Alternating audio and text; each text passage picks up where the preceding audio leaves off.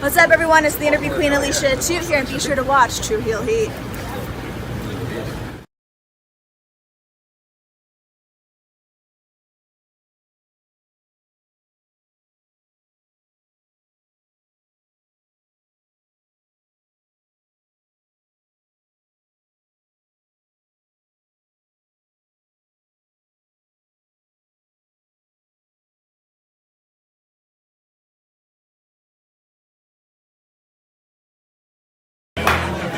What's going down?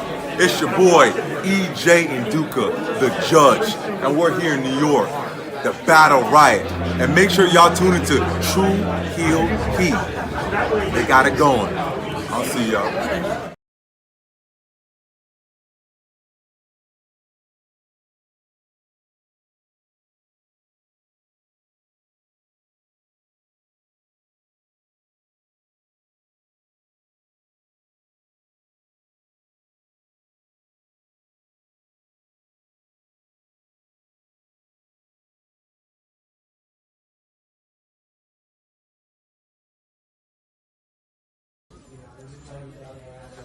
This is the knockout artist, Chris Hero. And if you're looking for some true heel heat, you better listen to them boys.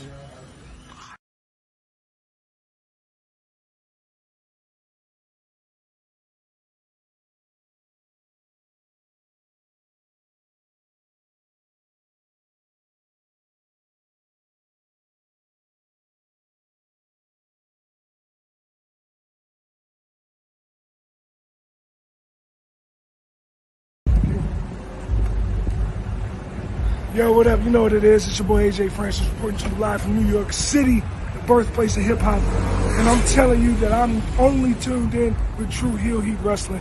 Holla at me.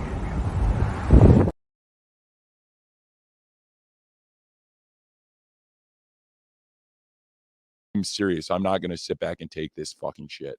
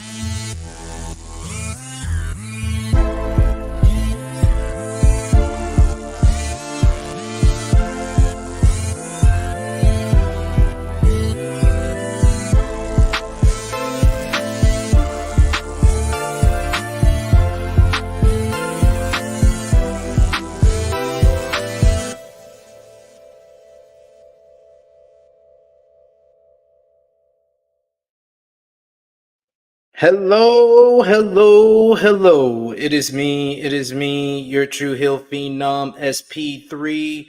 We are live on the True Hill Heat, YouTube, Facebook, and Twitter for AEWramble, episode 163, reviewing last night's September 11th, 2024 edition of AEW Dynamite, as only we can.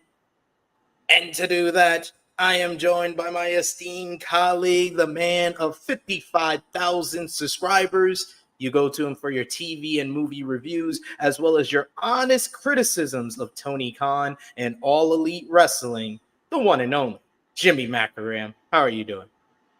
Okay. Hello, ladies and gentlemen. How the hell are you? I'm coming from Jersey City. No, I'm not. I'm from New Jersey. Somewhere in New Jersey. I moved.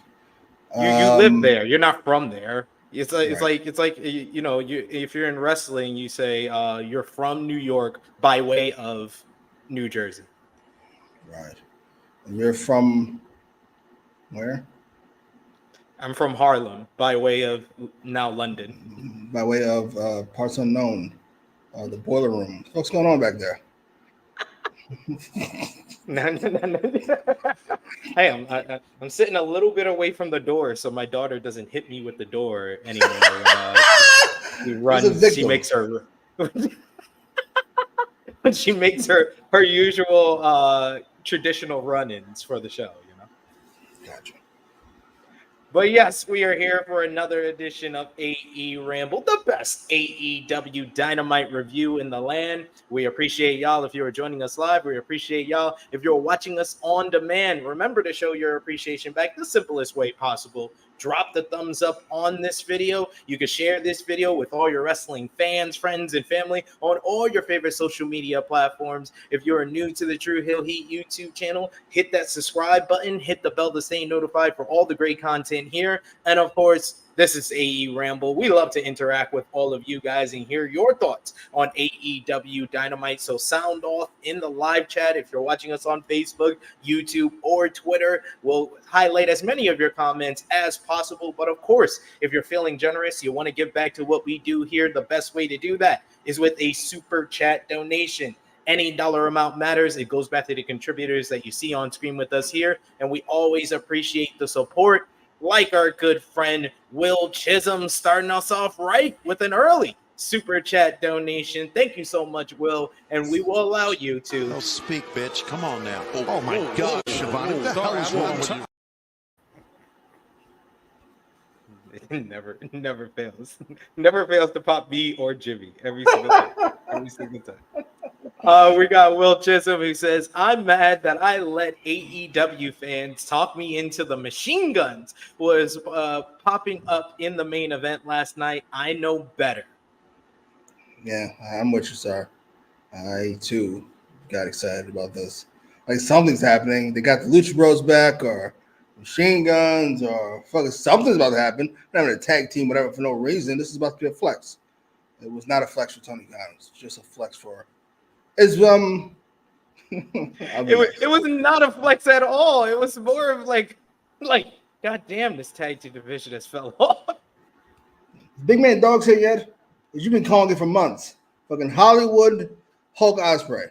You are letting us know what time it is. This is his place. He calls the shots. What the fuck is going on? Oh man. Yes, it's Will Ospreay. It's Will Ospreay and then everybody else. This man big league the entire tag team division. Standing next to a mountain. He chopped it down with the edge of his hand. Holy shit. This is anybody else. Who's telling this motherfucker? Yo, for real.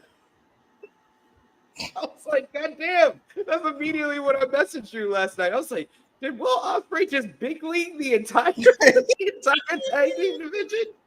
Holy shit. All right. I was like, I've never seen this shit. I was like, I've never seen this shit in AEW. This is amazing. I don't know whether to be mad or just like, wow, bravo, sir. Bravo. I didn't know you had that much stroke. Right? When did this happen? Oh, well. Fuck it. Fuck it. I don't care what the division is. Sorry. More power to you. More power to you, right? We also got in the chat with us today one of our members of the channel, Brandon Brown. Thank you so much, Brandon Brown, for the support. He says, who do y'all think Darby was talking about in his promo, switching sides, money, etc.? Having fans. He said it's quite a few people. I could even begin to put a list together. I don't know what. Yes. Are we even sure that these people are real? Darby's hit his head quite a few times. Are we sure these are actual friends of his? Just people he's made up throughout the year.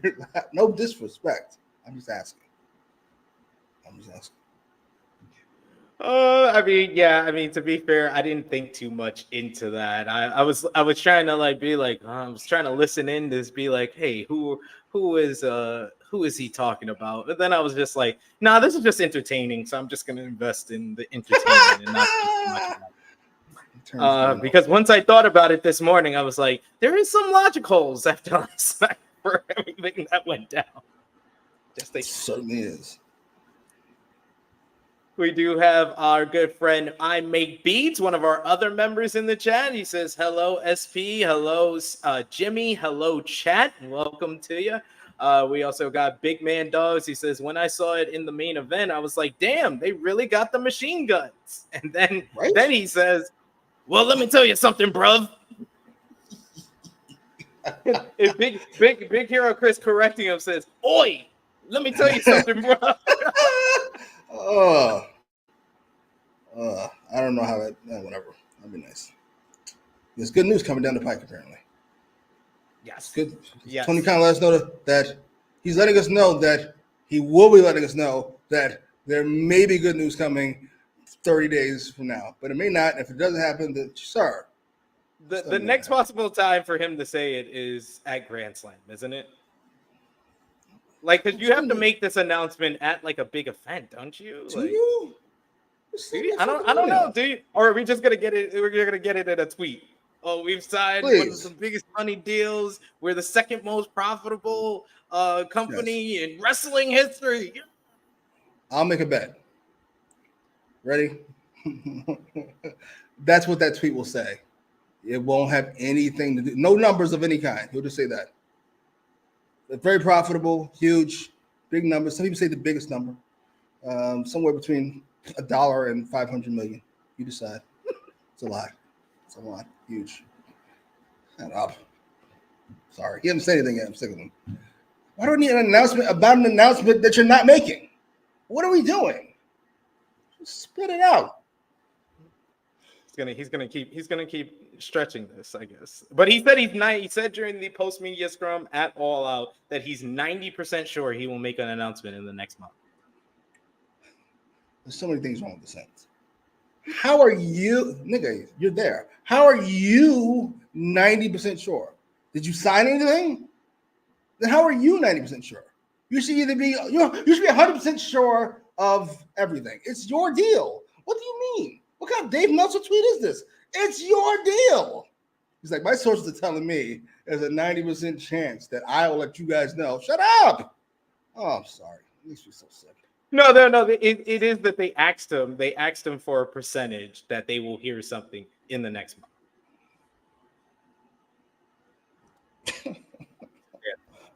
I'd be nice. I just want it to be over. I'm sorry. I do.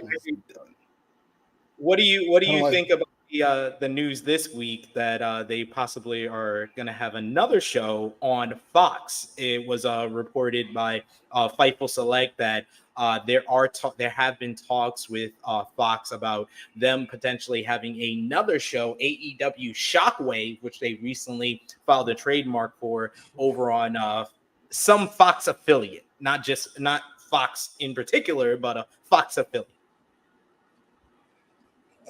How do I say this nicely? I hope we're all mistaken about this new show. I hope Shockwave is a new video game or a new fucking pay-per-view or something. They don't have enough time for the 3 shows they got. A 4th show? What are we doing? And it's gotta be some type of A show if it's gonna be on Fox or Fox Sports 1, you know. FS1. Maybe it's gonna be like a Saturday night's main event thing. It's like once whatever. I don't know. I mean, hopefully that will be better than Battle of the Belts. I wonder if he finally got the hint that fucking WBD doesn't fuck with you like that. I wonder if that's what this is. Because they've shown you no respect of any kind. Because I don't know why. I couldn't tell you why. I mean, outside the numbers, but what do you want? Like, fucking, we all were like, well, what's taking so long? They should have did this 2 years ago or a year ago. First of all, good on WBD for not doing it 2 years ago. What a fucked up deal that would have been. Look at the numbers, 1.3 million. You get whatever you want. Say, blank check. You got fucked right in the ass. They're like, oh, you should have signed a year ago. Oh, they let that thing expire. Oh, they let the exclusivity thing expire. Oh, the NBA's done. We'll get it done now. Oh, maybe they'll do it now. What part of she don't like you like that does it take for you to get it? She doesn't. You're here for her, essentially. When she gets around to it, maybe she'll give you a little something. I don't know. I would have been left. That's how you think WBD feels about them. I would have been left these motherfuckers. This bitch is wild. I'm out of here.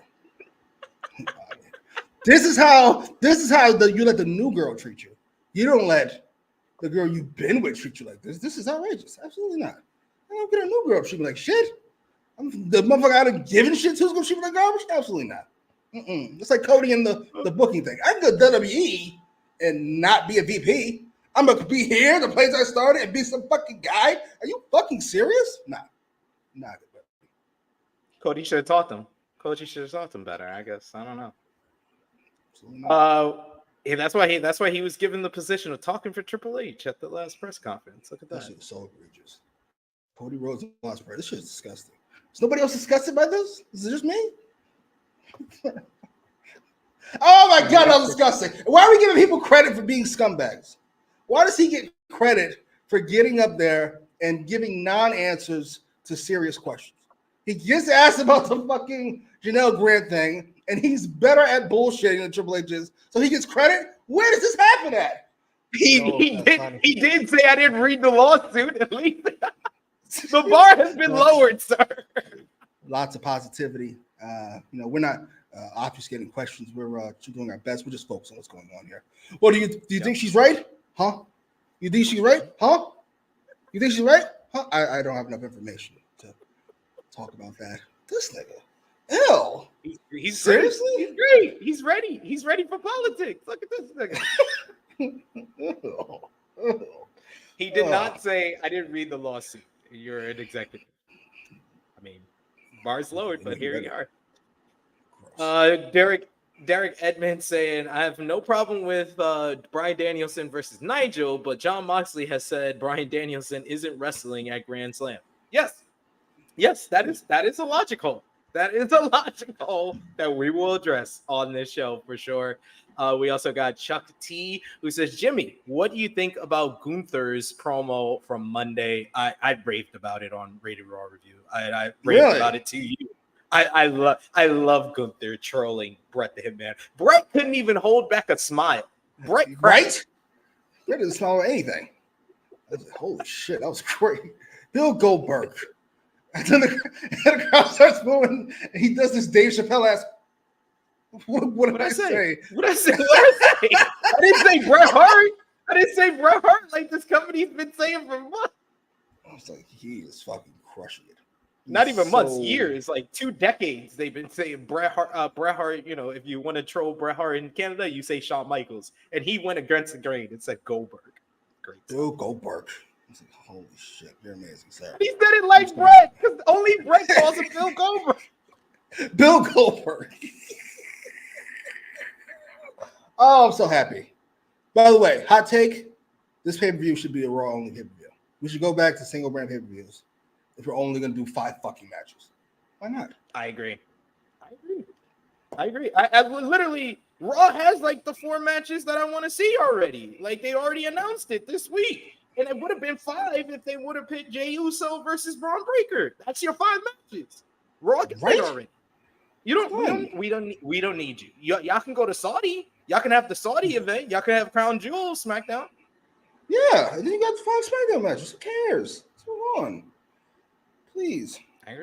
Oh, that reminds me. I shat on the AEW merch department last week. This is significantly more egregious. I don't give a fuck what anybody says. Now I'm going to say the initial. We're talking about CM Punk's bracelet being on WWE Shop. Oh, I was going to ask you about that too. I'm going to give the initial fault to somebody below Nick Khan. I doubt he gives half a fuck about merchandise. To be fair. Not telling the lady, not giving her any money, not whatever. That's egregious and gross in and of itself, obviously. Yeah.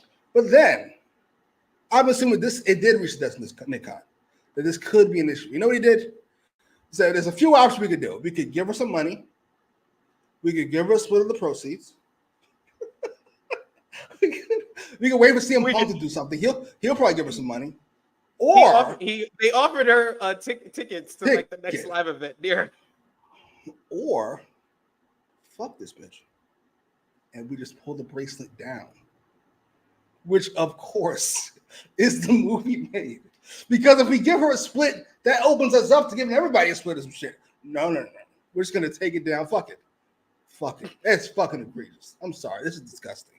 This is the Nick Khan everybody loves, huh? I love him because he's a monster, but I don't think he's not a monster. Be clear, that's exactly what he is. He'd sell you and me into slavery if he could for more money. That's how he works. That's why he has the big job. His last name's not McMahon. That's why he has the big job. Because I'm a killer. Gross. And this lady, so I didn't even want any money. I just want. Well, then you're an idiot. Sorry. Yeah. Like if they're gonna make, and now they just put it back up, but it doesn't have AJ and Larry's name on it. It just has CM Punk. It just has CM Punk's name. Oh, this is so egregious. I'm sorry. This is egregious. This is disgusting. This nigga, I swear. So now she can't be sued. It's not her design. Hey, compromise. We just put CM Punk's name on. That's what we're gonna do. Do the right thing, Punk. You get that ridiculous check, which he's leading merch this year by like a lot. You get that big ass check, cut off something, a little something. Even if she says you don't want it, it's the right thing to do. Just because she's an idiot doesn't mean it's not right. No disrespect, lady. Just saying. Your thing is in the no disrespect. Your thing is in the most important WWE feud of the year. What are you even talking about? You helped make Drew a made man. Why don't we take the money? You dope. Holy shit. All right, that'd be nice. That's it. No mas. We got Big Red Dogs. It says make Jeff Jarrett Booker of SmackDown. I mean, they tried to split Bookers. It didn't work with Heyman and Bischoff. I doubt they're going to give it to Jeff. Wasn't Jeff was in creative at one point? Oh, Shockwave. I saw SmackDown. I'm sorry, Shockwave. I could see that. I think we're giving too much credit to Shane McMahon in our private chat. Maybe it is Jeff Jarrett. Maybe Jeff Jarrett is booking the first hours of Dynamite, or the second hour. I know. Like, wasn't it last week? The second hour was the good hour, and the first hour was the bad one. This week, the first hour was the good one. The second hour was the bad. I mean, I give Jeff some credit. I'm not against that. It definitely feels significantly different. This first hour in particular felt like a throwback. It felt like when Punk and Moxley were feuding. And the whole first hour was about them. I don't want to say. Is Shockwave one of the worst fucking names for wrestling thing ever? Like removing 99 WCW, removing Greed and Sin, and I was about to say Thunder. Thunder's not great, but Shockwave? Are you kidding me? It sounds like some Reddit shit. That stinks. It only allowed Tony Khan to be like, when he was asked about the copyright. Well, AEW is making a Shockwave, right? Oh, I bet he did do all that for a soundbite. Ugh, stinks. Shockwave. I said it on in the West this week. I was so happy for like the Jeremy Lamberts of the world who usually have to cover the media scrum, that the media scrum was only 30 minutes of Tony Khan answering like 3 questions. Thank God. Holy shit. Why? You cut the shit off early? Well, he had to go to Miami to watch Jacksonville Jaguars blow a 17-0 lead. I love how he thinks he has a job, though. Somebody does your job, sir. Your dad gave you the controller, but it's not plugged in. I don't know what to tell you. He thinks he's really doing shit. That's funny. Louisville says SmackDown is a heinous name. I guess without context it is. But like once you realize it's 99, it's The Rock. Oh, makes sense. SmackDown. He also says the all-out merch table was below poverty levels. Jesus. I am not shocked by that. Good. Maybe after the deal, we can invest in some merch. Like an actual place instead of t-shirts.com, whatever the fuck it's called. Pro Wrestling Tees.com. He said t-shirt. Whatever. So I wanted to also ask you, since we're coming off of AEW All Out, I know you didn't watch the whole show, but from what you saw, what did you think about AEW All Out? I couldn't avoid all the talk, obviously. So I was expecting A, the greatest show ever, and B, a very disgusting show. Depending on which side I listen more to. I watched 4 matches. I watched Pac and Ospreay, which I was told it's the greatest wrestling match of all time. It was not. It wasn't the greatest wrestling match on the fucking show. No disrespect. I watched Mercedes have another stinker, but hey, we're not going to keep pretending that she's still her. I guess she couldn't get a good match out of the ace of the AEW somehow. I don't know. I was told here on this very channel by not only my partner but by several of you that not only is Mercedes great as a draw, by the way, not as big as Becky Lynch, not as big as Rhea Ripley, not as big as anybody, not as big as fucking if I showed up in AEW, because all I have to do is keep the same number, which she couldn't do. But that's not here nor there. That's not here nor there. Stop bringing it up. We're not talking about that. We're talking about matches. That's always you. It's always you that bring it up. Talking about the match. So I was told because she had a great match with Sheeta before, she's having a great one now. And plus, we're following the Britt Baker thing. She needs to redeem herself. This match is about to be fire, and it was ass. Well, ass is strong. It was mid. Yeah, I think ass is strong. It was decent to solid for 10 minutes, and then the finish happened, and then it fell apart. Time to start having an uncomfortable conversation. I'm sorry. I like Mercedes too. Even though you wouldn't know it. But you would never know. What do you want me to do? That's 2 in a row. And no, I don't count fucking Momo, whoever. No disrespect. On this soil, America. AEW. It is. That wasn't America. I just said not in America. In AEW. What do you want from me? This is what she's done. I only got the record. I only got the record as I happened, and it's been fine. It's been fine. It's been not what I was promised. I was promised shockwaves. I've not gotten shockwaves, even a little bit. Main event was. Oh wait, and I watched Willow and Statlander, which was the best match on the card. It was fantastic. I didn't go 5, but it was fantastic. And what else I watched? Oh, the main event. It was Swerve and Hangman. That was over the top. It was silly. I'm going to assume he injected a sedative into his mouth. That's my guess. It was a sedative because you got to knock him out, right? So it's a sedative. Yeah. And then he puts him to sleep because of the chair and he wins. Was the match over the top? Sure. Was it ridiculous? Sure. Hard to watch? Yeah, not really. Sorry. The cinder block spots were the most uncomfortable for me to watch. Hey, I've never, ever stopped stupid people from doing stupid things, ever. Feel free. It's your back. Do what you want. Yeah, I enjoyed it. I enjoyed what I watched. I was impressed is the wrong word. I was entertained. What did you think about the current now reigning best commentator in AEW, Jim Ross, making his return and laughing everyone at the table because he wasn't at the table with Nigel. Jim Ross is so fucking good. Listen, he can turn it on. He's like LeBron. You need one game, I got you. I put up 50. That was fucking fantastic. I think partly because he was actually disgusted by everything that was going on in the ring. Watching his precious wrestling get destroyed in front of his face. But I got that vibe. He was fucking great. He feels like he's in the action. Like Excalibur, who feels like he's watching a tape. Jesus Christ. He heard your boy Stephen P. New talking shit, saying that he's done nothing in 5 years. So he was like, I'm gonna step my game up. 5 years is strong. 3. How long has it been? It's been a while. I love Jim Ross, man. He just came off of Dynamite, I think, in 2022. So yeah, and we got more Excalibur. I'll never forgive Jim Ross for getting sick, and I'll never forgive CM Punk for choking Jack Perry. These two things are unforgivable because we're stuck with Excalibur and Jack Perry now. Thank you, sir. Appreciate it.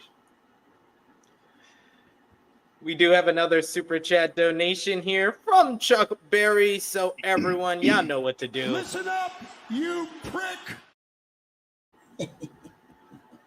says, with UFC doing an event in the Sphere this weekend, do you see WWE or even AEW following suit? Probably a. Can't hear you. Can you hear me now? You sound muffled. I'm not sure what you did like 10 seconds ago. Like something happened. Unplug and Maybe you shouldn't plug. how do I sound now? There you go. Okay. What about now? Fantastic. All right. I had to just take it off the mic and put it back. I think that WWE will probably do a show in the Sphere, probably like a Raw or SmackDown, and maybe like a B level pay-per-view, like in the fall, since they don't run international shows in the fall and winter because they want to avoid college football and NFL stuff. Where's the Sphere at? Somewhere. Isn't it in Las Vegas? Am I not mistaken? I can see WWE doing an event. I don't know if AEW. No, I can see AEW doing an event. I mean, how many people did the building hold last night? 20,000? Like, Probably wouldn't be shocked. like 15. Yeah. I wouldn't be shocked if they did it. Like, fuck it. He clearly doesn't care about the fucking sonics of it all. He doesn't give a fuck about the sound. Hey, whatever. I'm so annoyed. We got Louisville, who agrees with you, says Willow and Stat was spectacular. Watched it 3 times since. I said it on the review. I said it to Jimmy. I'll say it here. The best women's match in North America of 2024. I mean, it's the best women's match I've seen this year. There was May and Storm, Willow and Mercedes. Willow clearly carried her. I mean, that's what the numbers say. That's what the numbers say.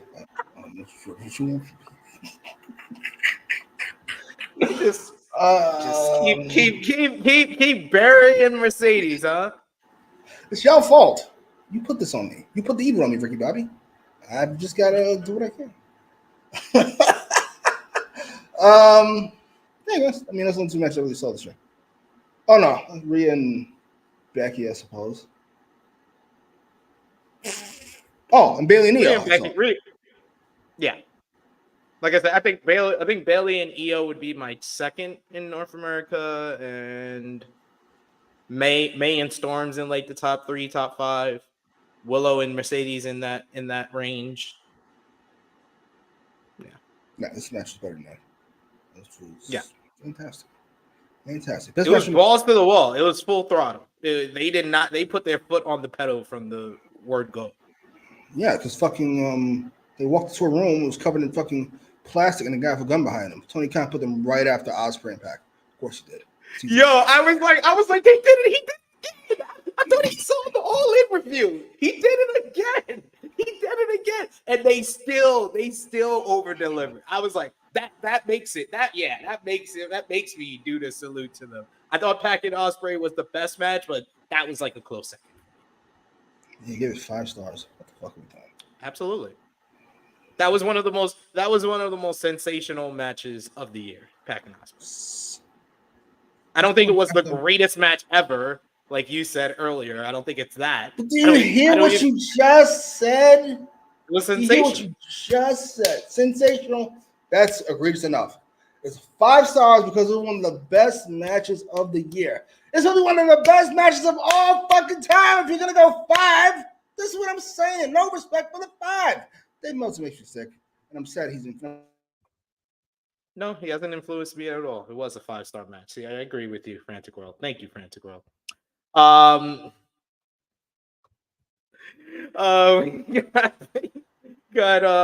I Make Beats who says Bailey and Io at Mania. I've watched that match so many times over and still not bored. I think that probably like in retrospect, I need to watch that back to remember when WWE cared about pushing Bailey. Yeah. It's goddamn sad. I don't know what. I mean, they just don't fuck with her like that. I don't know why. They did not. I saw a poster. They had advertising SmackDown for the USA debut, and they had Roman and Cody, obviously, LA Knight, Bianca, Jade, Nia Jax. And I was like, this strangely feels right.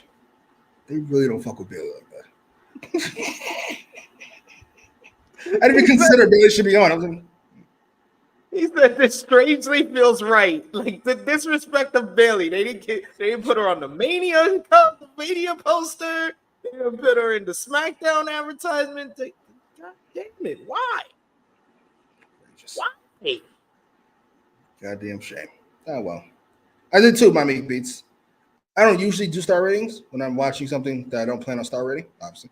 But I had been told this match was so great. I was like, can't wait to get there. Then it ended. I was like, oh, it's fantastic. 4.5. What fantastic means 4.5. Was it transformative? Sensational is 5 stars. Oh my God. Sensational. So egregious. You're not going to see that match anywhere else in the world. So what? Good. Goofy horseshit. That was, to be fair, that was more of a pack match than an Osprey match. How can you be 5 stars if you don't have any near falls? There's lots of near falls. I didn't buy any of them because it's fucking Stevie Ray is not beating Hulk Hogan. Knock it off. This is not happening. What the fuck are we battling about? Stop it. Knock it off. You just compared Pac to Stevie Ray. That's definitely a disclaimer. The words and opinions of Jimmy Macram do not necessarily reflect those of True Heel Heat, its viewers, or affiliates. Stevie Ray's fucking dope. I love Stevie Ray. What do you want? But comparing him to Pac? Why? Because he can do a flip? That's all it takes, huh? No, because Pac is one of the most. You can do a flip, wrestlers and in you're the better world. than this guy. That's outrageous. This is egregious. So Pac is not objectively a better wrestler than Stevie Ray. How about Stevie Ray looks like he can fuck you up, and Pac looks like he just woke up? That'd be nice. I like Pac. I don't want to be rude. What are you talking about? I don't want to fuck be you rude. up. Pac, I'd be nice. I'd be nice. Yes, he can fuck you up. Could he fuck up Stevie Ray? Nope. Not gonna. I think you can count the people on like one hand who could fuck up Stevie Ray. So why are we disrespecting the memory of Stevie Ray here? I said Pac is like Stevie Ray. He's dead? Huh? He's not dead. I didn't say he was dead. He did not wrestle anymore. The memory. He's like not he's just wrestling anymore. Listen, when motherfuckers stop wrestling, no disrespect, but that's the last I think of you. No disrespect. I don't mean to be rude, but I just do. And I've always been like this. Back when we used to go to ROH shows, these motherfuckers want to wait out there for an hour to see some motherfucker so they get his autograph. As far as I'm concerned, the motherfuckers have stopped wrestling. My interest in you is over. You did what you were supposed to do. I give kind of fuck what you do after this. I don't care. So you're just gonna forget about Bryan Danielson when he's done? He'll be done. Yes. Sorry, I love Dragon. You're done. So you forgot about him for 3 years when he retired the first time. Oh, I certainly fucking did. I didn't think about Dragon once. Love you, Dragon. I'm just saying. Why would I? Just sitting in my room like, this Dragon. It's weird. I'm not sure how we got here. All right. Yeah, I don't know how we got here either. It's blasphemy against Pac. So compare him to Stevie Ray. That's outrageous. Yes, that's blasphemy. How about it's blasphemy to compare Osprey to Hulk Hogan, one of the biggest stars ever, fucking made Will Ospreay's career 7 times over? That's not blasphemy? No context there, huh? Well, that's all right. Well, one's not a racist. Well, that's all that counts, did you think about the crowd? What did you think about the crowd last night in Louisville, Kentucky? I thought they were ass. Then I saw that the building holds 22,000 people. We'll say that's for like basketball and shit. So we'll take away fucking 5,000 people. Call it 17,000. What do you want from them? What do you want? What can they do? I think what they could do, stop saying what every 12 seconds. You dope. You sit there. It's not like a kid too, but fuck them. Shut up and watch. Frederick, where were you even around when NWO was around? Would you shut up? I'm stopping. You're not even wrong. That's a correct take, but I don't like it coming from you. The words and opinions of Jimmy Macram do not necessarily reflect those of True Heel Heat, its viewers, or affiliates. It's the right take from the wrong person. I don't like it. He was. He was hot. Oh man, you got a super chat donation from the one and only Will Chisholm. Thank you so much, Will, once again for showing your support. Thank you. Fuck you. Bye.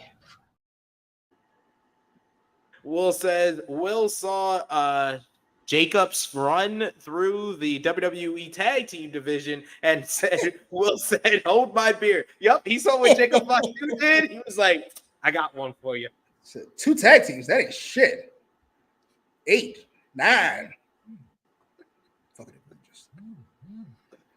That's really outrageous. He big leagued the entire tag team division. What are we doing? Oh man, Who pitched that? Like, who pitched that? Well, Ashford did. So this episode of AEW Dynamite started out with footage of Jon Moxley and his new crew of Claudio Castagnoli, Pac, and Marina Shafir leaving after All Out after they turned on Bryan Danielson following his win over Jack Perry. Moxley says that he hopes people don't think he enjoyed what he just did to Bryan Danielson. He didn't. Danielson doesn't have the stomach for this any longer. As 2 years ago, they made a commitment for something real, something that would last years after they're gone, an idea that couldn't be destroyed, not for money or recognition. Mr. Patience, Mr. Empathy, the greatest man he's ever known. All he sees backstage is egos and jealousy when he looks around. Our mentor called Danielson the perfect wrestler, but he saw himself in Moxley. His mentor told him, guys like us, we are who we are. We can't pretend to be anything else.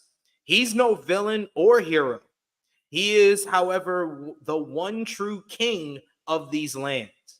We tried Danielson's way, but diplomacy has failed, and now he chooses war. Footage of Danielson being rushed from the ring through the backstage area was shown during Moxley's words. What a fucking promo this was. John, you said it once. I always repeat it after you said it. Jon Moxley, the best 2-minute pre-tape promo in the business, maybe ever. He's fucking fantastic. He's so good that he makes you skip over some of the plot holes.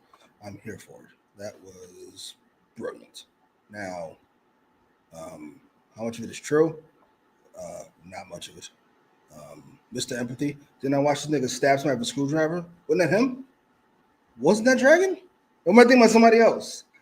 What do he even talk? He wanted to do with diplomatically. What? All right, sure. But this was fucking great. I love the way it was shot. It felt different. I don't want to say gritty, that word is overused, but it felt kind of dirty. I was here for it. Yeah, I agree with you there. And then right after the promo aired, we simply had a simple scene of Darby Allin pulling up to the arena on a skateboard wearing his pink fluffy jacket. He walks in and they say that finally Darby Allin is in the building with Jon Moxley also in the building. So the long tease over the last 2 weeks promo segment between Darby Allin and Jon Moxley would go down on this show. Thought this was an effective start to the show. Great. Fantastic. This show's already off to its best start. We're going to keep a timer. How long has it been so far? 3 minutes in the show? 4 minutes? It's the best 4 minutes of the show in a long while. I'm sure it'll keep opening. Go. Yeah. We got Big Randois. He says this felt like 2021 AEW. Restoring the feeling. I'm sure nothing will go wrong.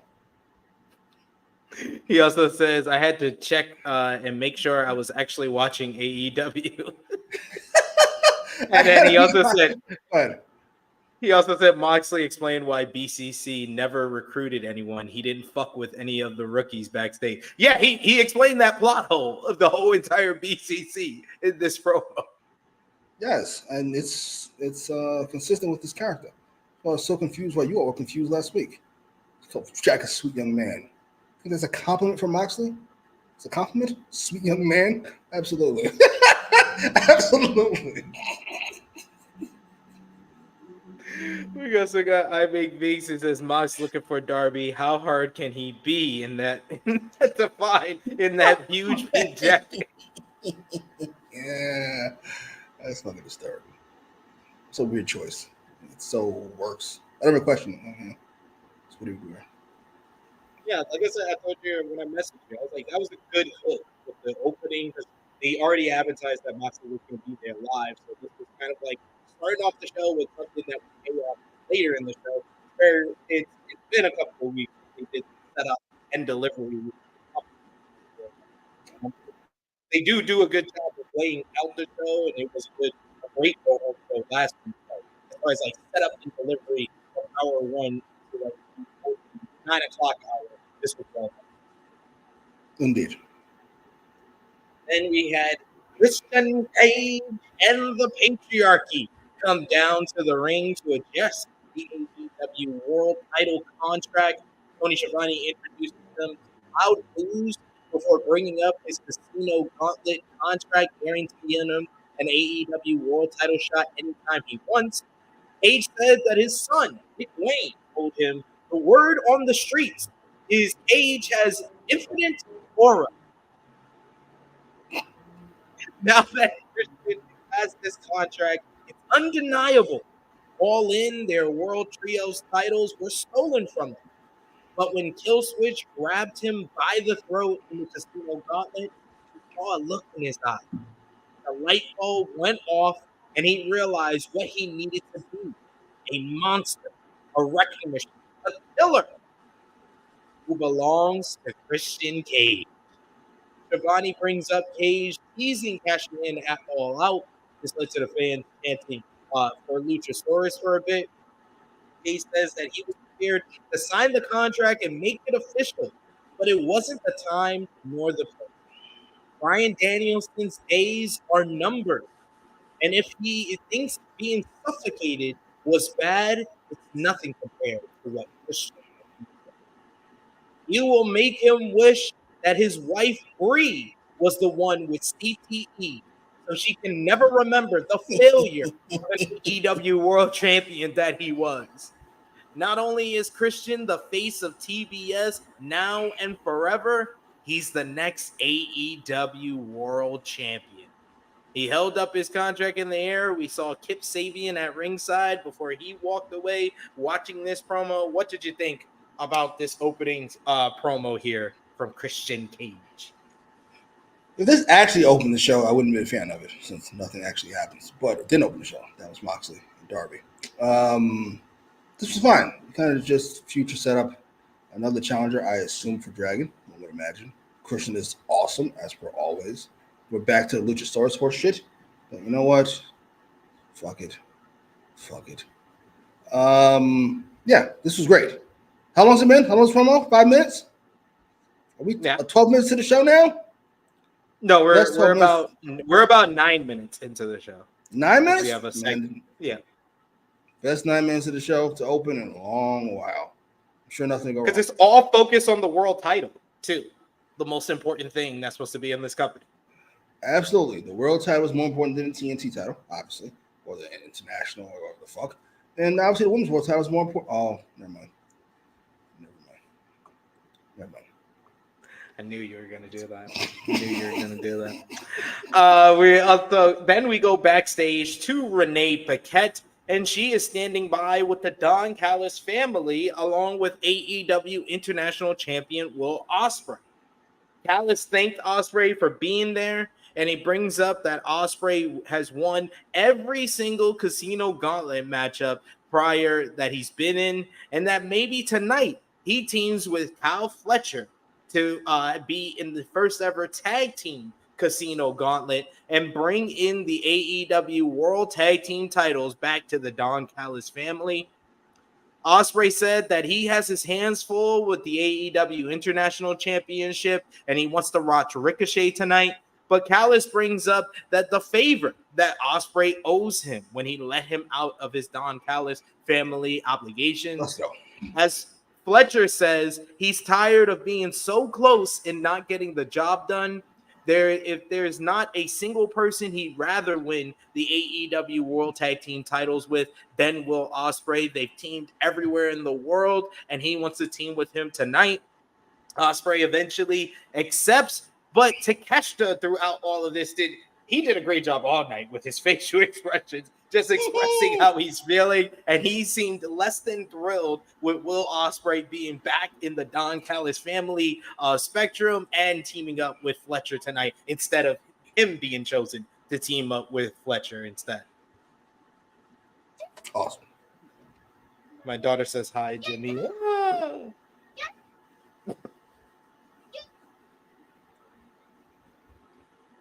We're catching every other word. It sounds like she's threatening you. Are you okay? No, she's just yelling at her mom, like, we're live. I think she said that. This is great. I'm glad they brought back up the favor. I always want my characters in wrestling to be smart.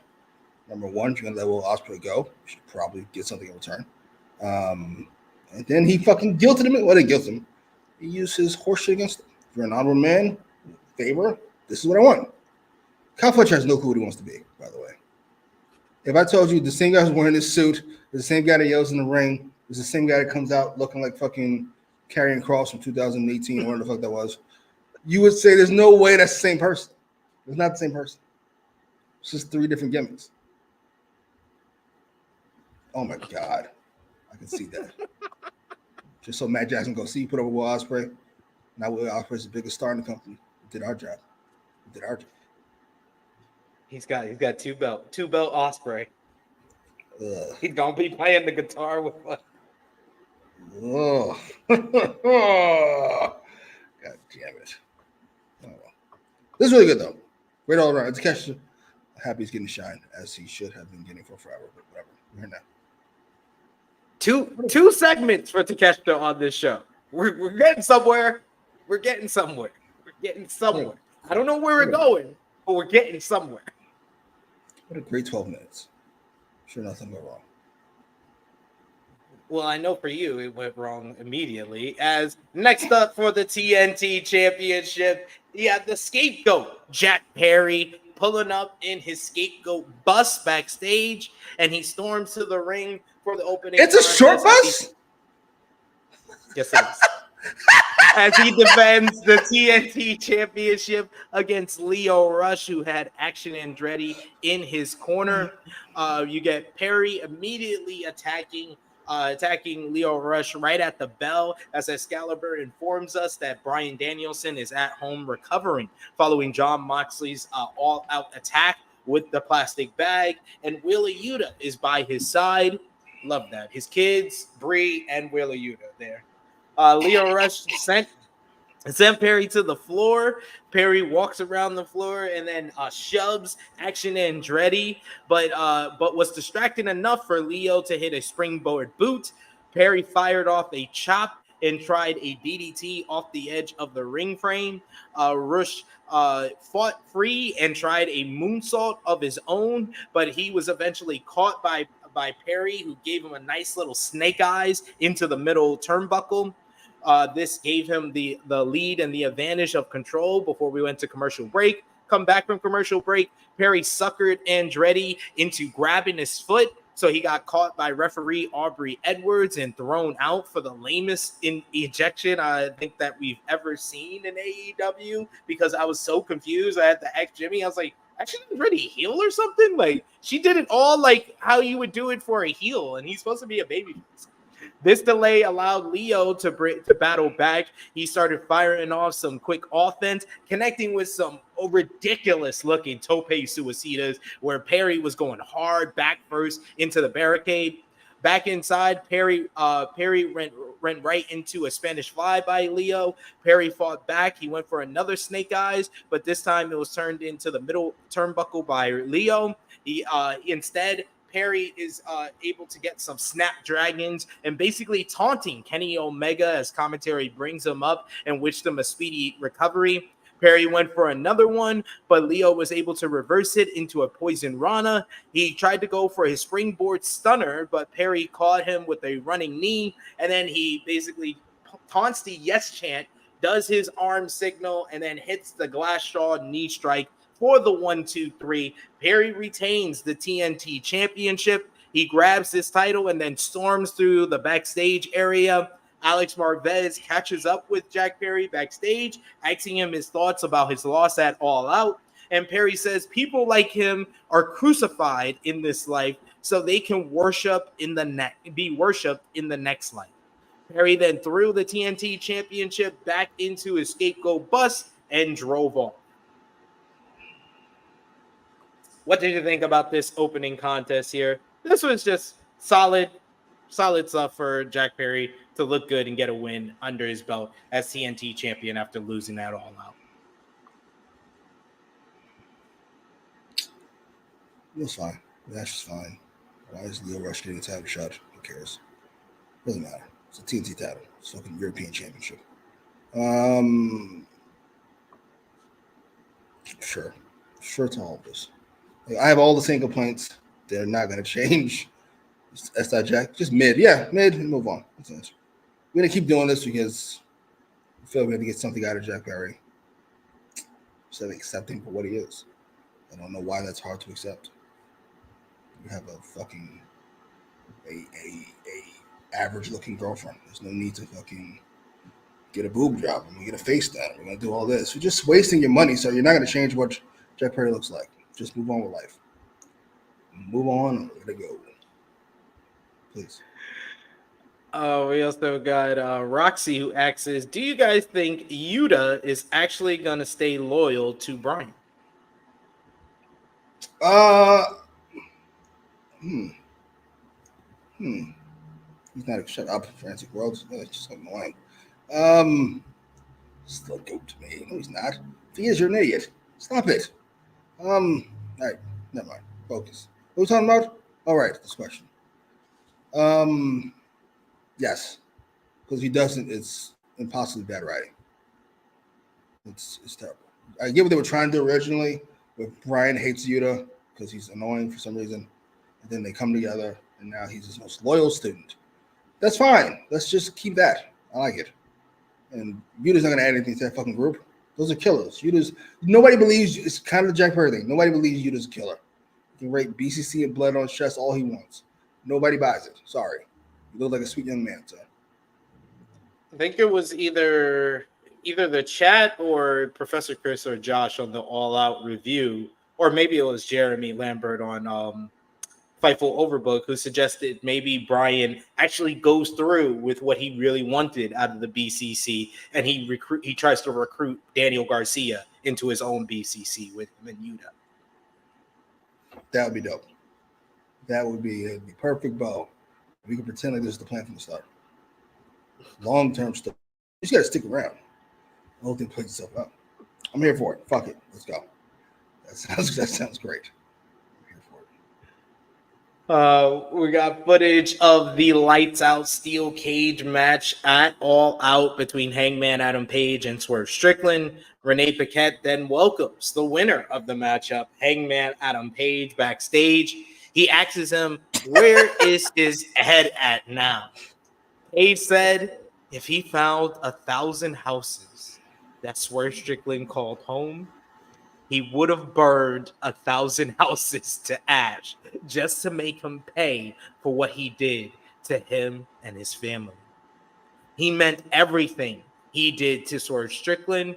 If anyone got in his way and tried to protect Swerve from him along this journey to All Out, he will find them and he will hurt them. He walked away from Renee. Renee tried to turn it back to the commentary team, but then we heard a ruckus, and Renee was like, "What the hell, Hangman?" And he knocked down some random dude backstage. Page It was like a backstage worker. He glared at Top Flight and Layla Gray. He approached the Dark Order boys, who said they don't even know who Paige is anymore. And then he ran into one of the people that kept him away from Swerve Strickland, Jeff Jarrett. And he says that Jarrett tells Paige that he's seen a lot of guys take that demented path. He might be going the extra mile, but it all ends in shame and regret. Paige will regret the day he laid his hands on his wife, and he'll learn the worst person he'll ever look at is the one staring at him in the mirror. Paige looks like he's going to think about it and then waffles Jarrett, tosses him into a bunch of steel chairs. Then Karen Jarrett, Jay Lethal, and a host of officials pull Paige away from Jarrett.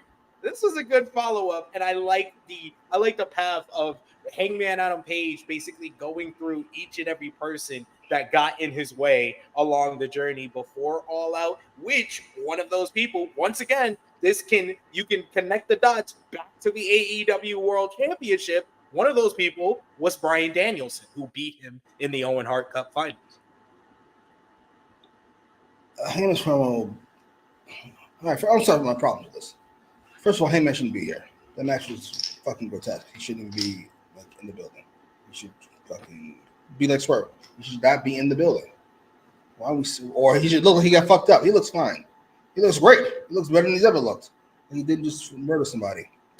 Well, he did. He did have that revenge orgasm at the end of the show. All right. Promo was fine. The Jarrett stuff was great. I also like Hangman didn't bother to go back and forth. Just enough. I heard you. I heard you said, all right, I'll let you get your piece. You done? Great. Bop. Yeah, it was good. This is really good. It's a nice follow-up. I don't know how I feel about Hangman and Jarrett, but it's a nice follow-up. I liked it. And I think Jarrett will be something quick and easy for them to do. They could do that at Grand Slam. If they want to push it further, they could do it at Wrestle Dream. I will say, one of the biggest accomplishments of the year for AEW is the fact that Jeff Jarrett is a babyface in 2024, and it's actually working. He's a very good, like, old head babyface. I enjoy it. Just old man with all this wisdom. I enjoy it. It's a nice change of pace. I've been recently watching 1999 WCW. We're going to pretend that Jeff Jarrett's main eventer. Great. Here we go again. Good Lord. Was that when he was coming out to the Kid Rock? Yes. Yes. What's up? Nuts. That's WCW 2000 fucking NWO with Nash, Brett, and Scott Steiner. Oh my god! And Jeff Jarrett. Huh? And Jeff Jarrett?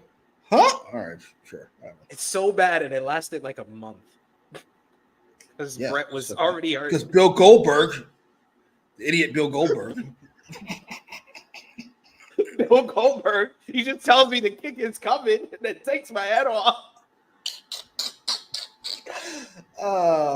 Jesus. Oh my god. We got Big Man Dog saying Jeff Jarrett has always been a baby face. Jeff Jarrett, I will admit, he's like kayfabe. His character is fucking hilarious. He's something else. This is not the other place up north. We don't hurt women here. This is after he was assaulting people in WWF, fucking up Deborah, China, all types of people. He's hilarious. Hits him with the guitar. We get a Commander and Private Party coming out for a trios match of some kind that never really happened. The match was about to begin when Jon Moxley, Claudio Castagnoli, Marina Shafir, and Pac cleared the ring. I didn't even see half the people that were in the ring. I just saw them beating up Private Party, who could have been in that Tag Team Casino Gauntlet, but I guess not. And Marina Shafir chokes out Commander. Pac gets on the mic and he says they've been very, very patient, but enough is enough. The company is broken, as what happened at All Out was inevitable. They are inevitable. As for Pac, He's been very lost for a very long time, but not anymore. Now he has something to believe in, a purpose. Diplomacy has failed. Oh gosh, are you doing an accent? No, this company is dead. He drops the mic. Castanelli and Pac stormed off. Moxley and Shafir stood over the fallen commander. You actually see Moxley looking up into the rafters to see if he sees Darby out there. This was good stuff. I noticed that too, big man dogs. AEW is broken. Like, yeah, you're right. You're right. Sorry. I'm trying to be a heel here, if you don't mind.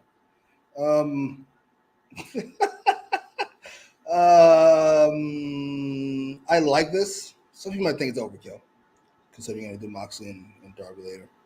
But listen, you have no Dragon, you have no Swerve, you have no MJF.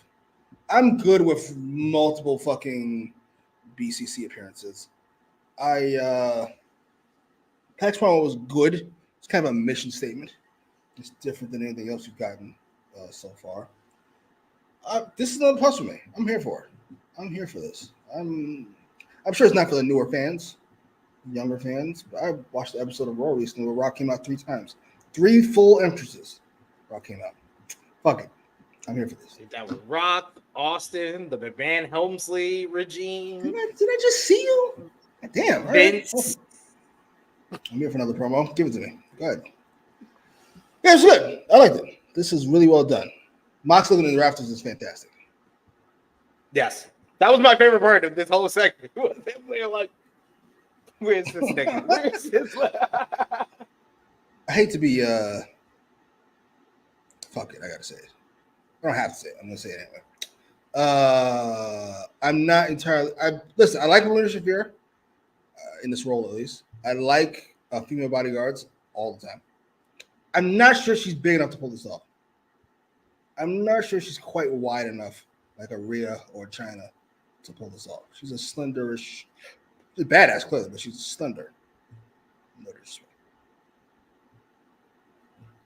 I do appreciate that they've chosen like backstage worker and then like the shortest, smallest luchador that they have, and referees for her to beat up. It's not anyone that I'm like, nah, she couldn't do that yet. Right.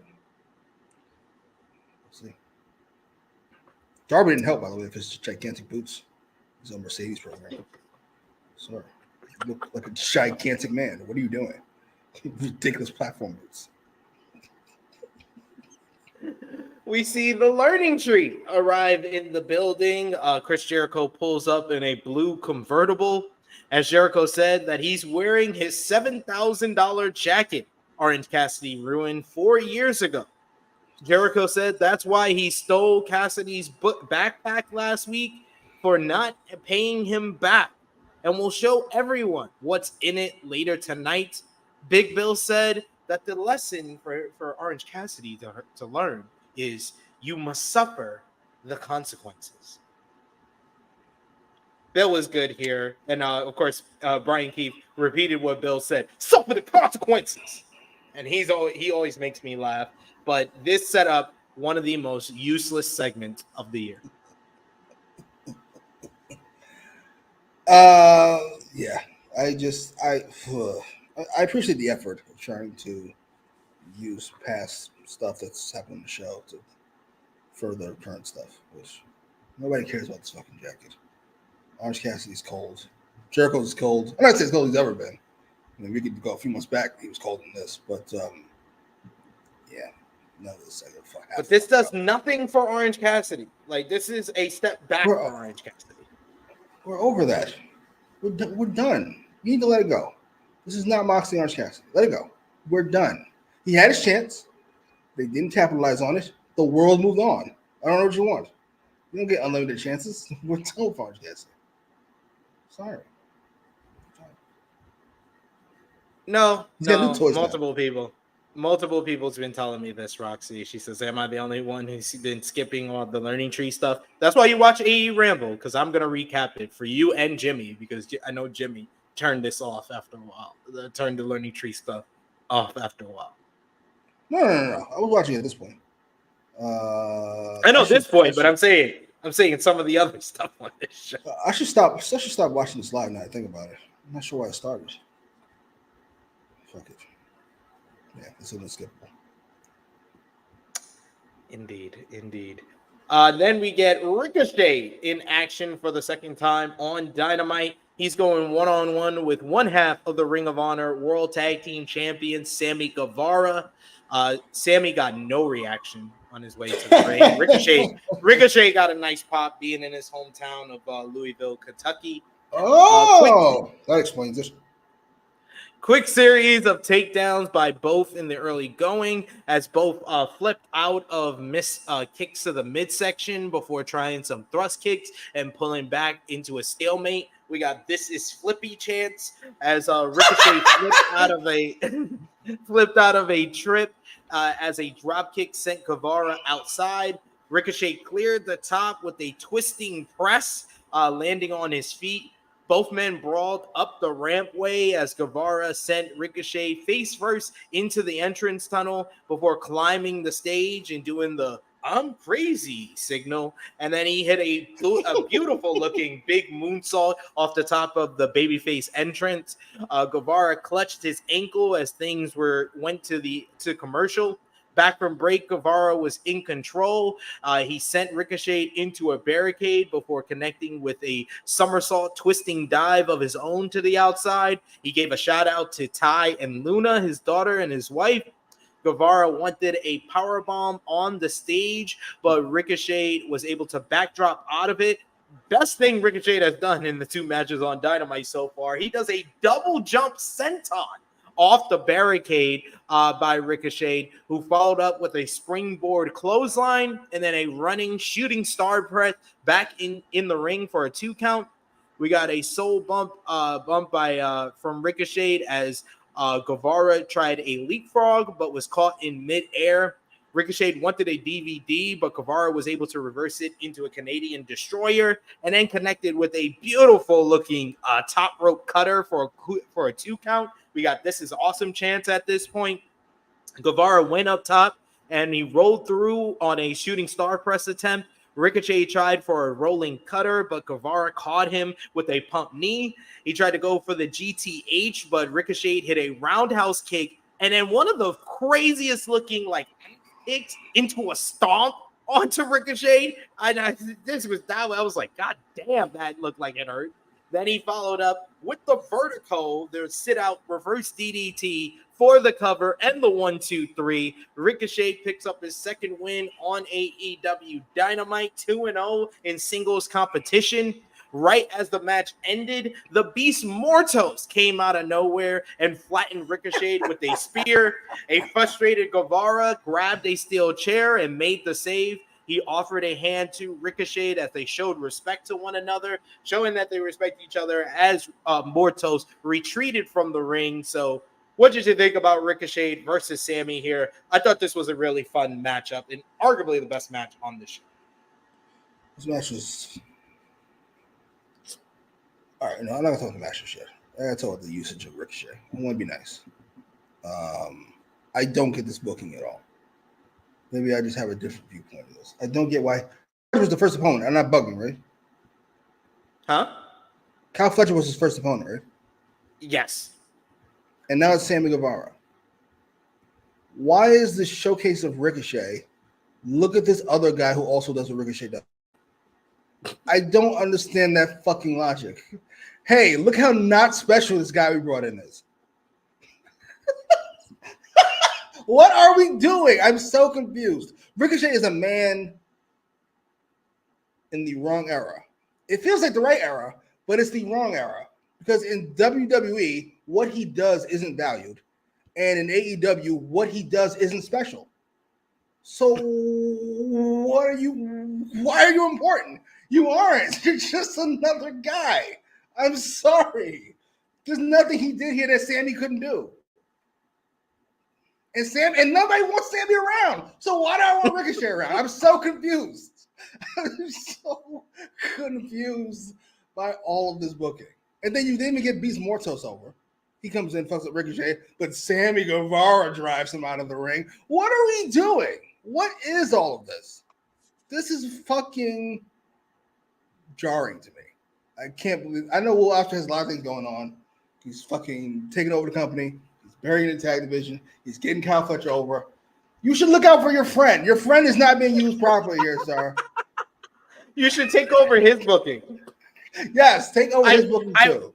I will say, I did think it was jarring how much offense Kyle Fletcher got in the first matchup, but it was even more jarring Sammy Guevara getting this much offense in this match. Like, what? Sammy? He's never here. And when Mercedes shows back up, he won't be here again. What are we doing? Let this go. Let it go, please. That's hilarious. Let it go. Let's move on with life. He says, Big Bad Dog says, this is how you get someone over. Look at Julia in NXT. She is ice cold for not having a 50-50 20-minute venue. Yes, Sammy and Ricochet. The Ricochet and fucking Kyle Fletcher. What are we doing? Oh, sorry. Yeah. Yes. Rough World Order. Needs to add Ricochet to the Bruv World Order. Save Ricochet. I know he's your friend. Come on. Do the right thing here. Please. Oh, man. Renee Paquette is backstage. By the way, the match is good. Fine for what they do. But I saw it. I saw it a couple weeks ago with Kyle Fletcher. I saw it. It's fine. Renee Paquette is backstage with Katsuhiko Okada, who said defending his title at All Out was the hardest night of his life. He fought off tears. He says it was so easy. Then Don Callis walks in with Konosuke Takeshita, who Callis said that Okada won, but he didn't pin Takeshita. Okada said Takeshita will be a champion, just not the Continental Champion. He walks away, and then he comes back, and he says, bitch, which got a huge pop by the fans in the building. Takeshita got into Okada's face, and then Okada walked off, further teasing this potential Continental Championship matchup. Book it for Wrestle Dream, please. I'm here for it. I'm here for Takeshita versus Okada. Takeshita will not let Okada get away with his horse shit. I'm here for all of this. Let's fucking go. And by the way, we're getting rid of belts. I'm sure we're not. I would keep the Continental belt. At least it has like a structure to it. It has rules. It has different things that go along with it. There's a tournament every year. I'd keep that belt. I'd probably get rid of the TNT title. That's just because Jack has it. Because it's the most worthless. Yeah, like the international title has become the 1B championship in the singles division. Continental Championship is really kind of like a television championship, like the New Japan World Television title. That's a 15-minute time limit and has that structure and stuff, whereas this one is a 20-minute time limit, no interference, and then at the end of the year, you know it's going to be involved in the Continental Classic. I agree with you. It has more of a basis to be sticking around than the TNT Championship right now, which has been kind of further redundant in comparison to the International Championship since that's been elevated past it. Yeah. And it's not just that it's held by Will Ospreay. It's that TNT was held by not Will Ospreay. Also true. We get Darby Allin coming out to the ring. He walks to the ring with his skateboard to a loud ovation from the fans. He gets on the mic and he says that someone's been looking for him. Well, he's right here. We get the music, the Death Rider music of Jon Moxley as he walks through the crowd with Marina Shafir. Shafir gets into Darby Allin's face first, and Moxley had her back off. Moxley said that he doesn't know what Allin has seen or heard, but nothing has changed between them. Darby cuts him off and says that was enough. They don't act like superstars. They don't live in a fantasy world. Darby doesn't take any of this for granted. That's why he wrestles the way that he does. They tell him to slow down, but he doesn't take this for granted at all. AEW gave him everything, and he wants to tell Moxley a story. His first year in wrestling, he wanted to look for a hero. But after everyone he thought was that hero turned into a scam, It was Moxley who he saw and he became his hero. When he lost to Jon Moxley, when he first met Jon Moxley, it was in a high school gym. Moxley cares about this business because he'll wrestle anywhere, including in a high school gym. And he fought him, but he lost that night. And when he lost to him on the independents, he realized that maybe he could be just like Jon Moxley. Allin would never want Moxley to do, he would never do what Jon Moxley did to Bryan Danielson at All Out, to someone that he loved. He would never do that to someone like Sting. So Allin asks him, what does Moxley want from him? Moxley says Allin has a guaranteed world title shot. But that isn't happening, as the AEW World Champion is currently indisposed. That's a blessing in disguise, though, as Allin isn't ready to be an AEW World Champion. So he's going to need Darby to hand over his world title shot to him. Darby asks if Jon Moxley is stupid or has he been drinking again? That got the big O's from the crowd. Allin said that if he wants it so bad, do something about it. Moxley says that he'll earn it at Grand Slam. Since his world title match is not happening, Allin can face him at Grand Slam at Arthur Ashe Stadium, and Darby's world title shot on the line. Darby is so far below Moxley that he'll never be world champion. But he's the only one who has Darby's back. Trust Moxley when he says Allin has no idea what's going on, but that title shot will be his. He will teach Darby the lesson that he's been trying to teach him this whole time, and he'll do it the hard way.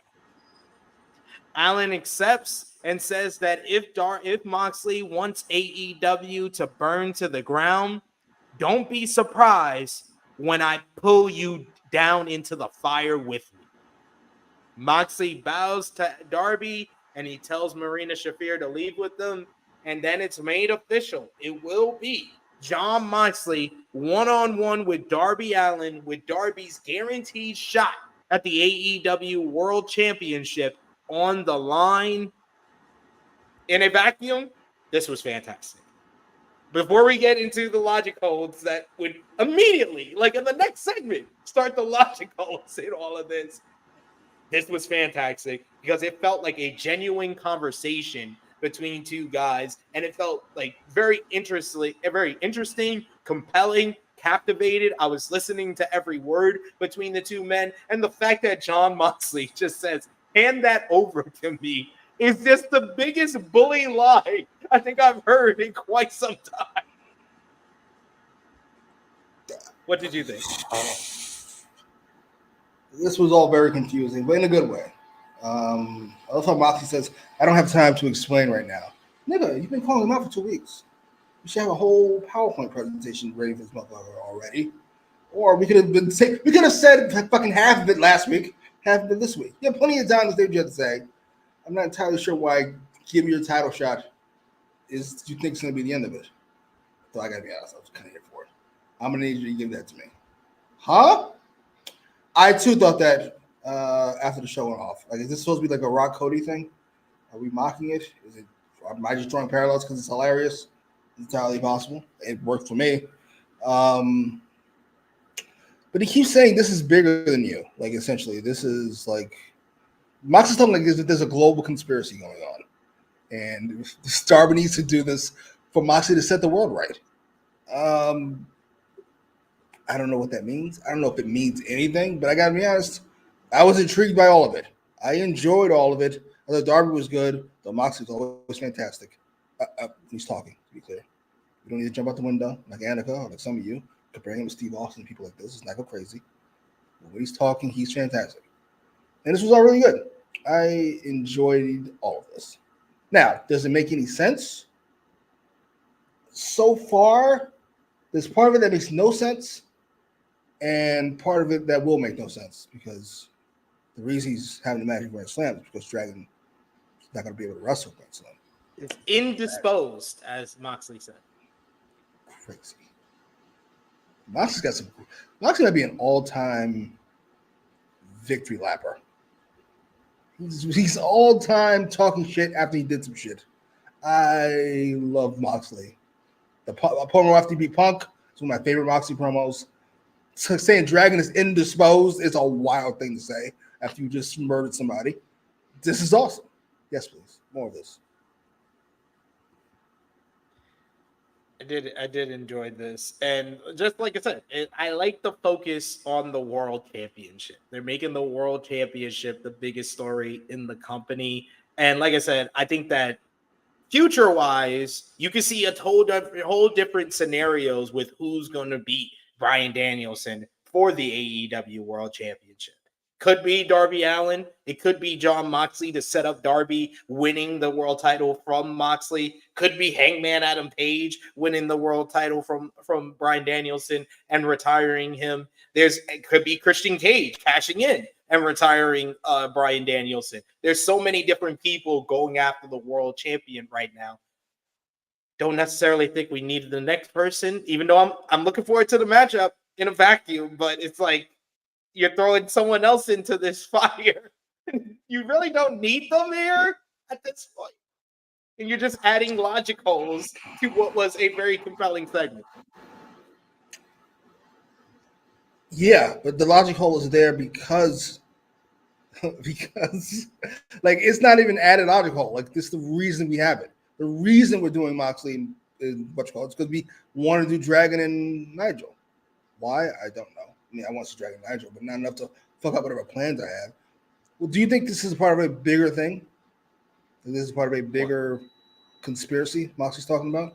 Or am I just drawing the wrong conclusion? I mean, Moxley's talking like as if he's got like the fucking, what do you call it? The fucking, what was Vince when he took the mask off? The higher power. He's talking like this the higher power. Yes. Yes. He did say, like, I don't have time to explain this. You don't know what's going on here. You don't know. You don't did it, man. Okay, sure. Shane's coming. Saving man. I hope so. It's the only thing that would make sense. Keep saying it's not your company. This company's filled with egos and shit. What is going on? This is already better than every other fucking takeover AEW angle we've done, by the way. Yes. Already better. It's not that hard. Yes. Like Elite flopped after like a month. Don't get me started on Undisputed Kingdom. That's the worst one. We're going on a year since that started. That started a year ago. Undisputed Kingdom. I think this helps because Moxley's the right guy for this. Moxley feels the most real out of everybody we talked about. I'm not gonna get him and Matt Jackson or him and MJF confused with each other. It's just completely different. We got Big Man Dogs who says first Mox shaves his head and quotes a skinhead in a movie. Now he talks about a global conspiracy. This is getting concerning. I'm here for it though. I love how he seems to like Darby. It's weird. No, don't. Just not that guy. Sorry. Cough it up. I won't fuck you up. Just cough it up. Yeah, King Potato. It's been almost a year. The whole Devil storyline that led into Undisputed Kingdom started after All Out. All Out last year. Oh. Yeah, it's been a year. Gross.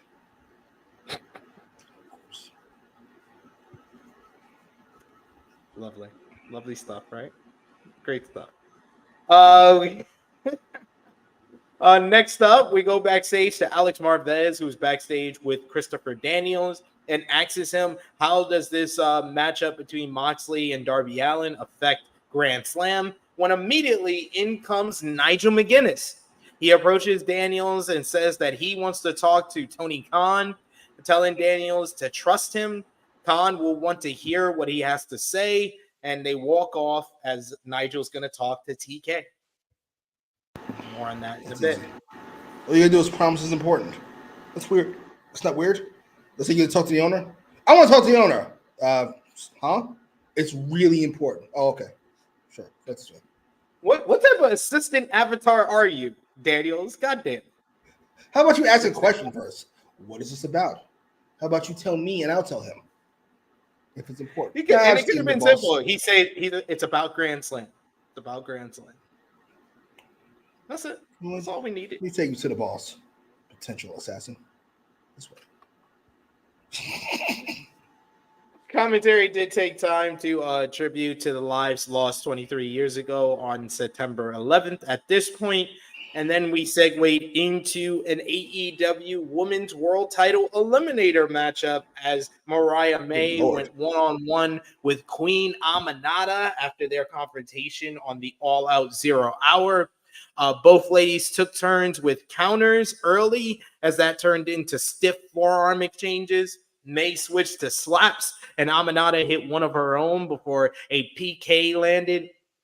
Aminata missed a hip attack to the ropes, allowing May to choke her away, kissing Aminata on the cheek before hitting a drop kick to the back. She hit a knee lift on the apron as things went to break. May hit a missile dropkick when we returned from break, but Aminata fought out of the corner. She followed through with a snap suplex and a release German suplex that folded May in half. Aminata hit a charging punt kick right to the face for a 2. May wiggled free from a powerbomb attempt and connected with a draping DDT for a near fall. Aminata again battled back. She went up to the top rope but rolled through a double stomp attempt. May met her with a running drop kick and then followed up with a running knee right to the face. And then she finished her off with the Storm Zero to pick up the victory in this title eliminator matchup.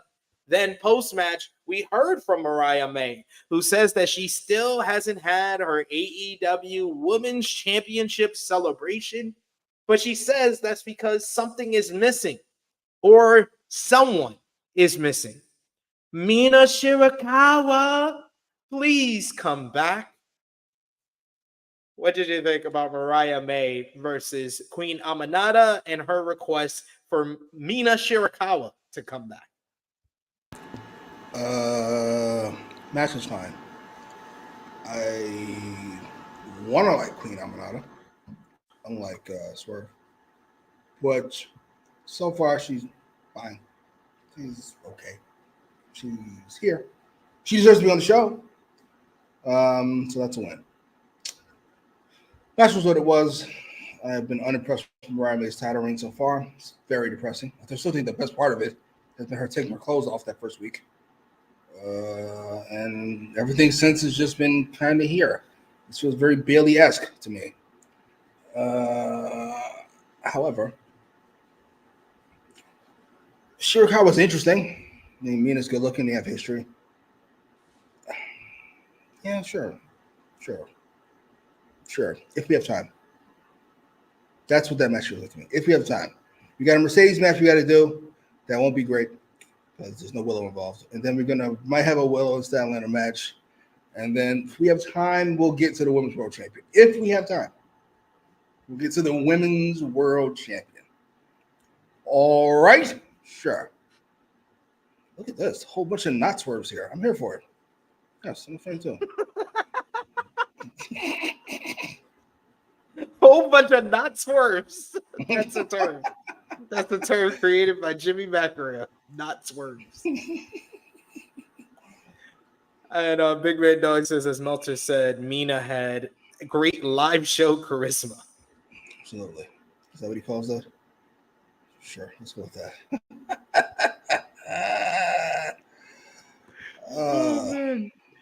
The Young Bucks are backstage and brought up how they wanted to have the greatest tag team division of all time when starting All Elite Wrestling. But 5 years later, they're still here doing all the heavy lifting. They hear the whispers of the fans wanting a new team to take over the tag team division. Be upset with the teams who aren't good enough to beat them. Nicholas said that this is the reason they booked this Casino Gauntlet match for tonight and wishes good luck to the challengers. They'll need it, and they'll be out there watching it all live. Any thoughts? really struggling post Darby and Moxley. I ain't gonna hold you. Maybe it's the energy, like you busted a nut and now it's over. Like you got to deal with the rest of the day. I was seeing like all these segments in a row. Like I like the Mariah May and Amanada. I agree with you. It was a fine matchup, and I like the tease for Mina Shirakawa. And I hope that gets more attention because Mina Shirakawa and Mariah May, if basing it on 3 months ago during the whole rivalry, the time was Tony Storm, they did draw together. So hopefully they do focus on it. But like having the Young Bucks kind of saying nothing to preview the Casino Gauntlet, I'm all for promoting the main event. But then the next segment, it was just like outside of the video package, it was like, okay, can this Casino Gauntlet match start like now? Because like, why do we need Jericho and the Learning Tree in a match?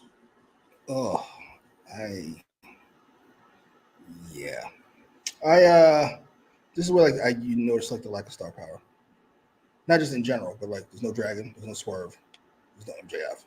It's like we're really struggling to make it past this last hour. Who are these people? There's no Mercedes. Who are these people?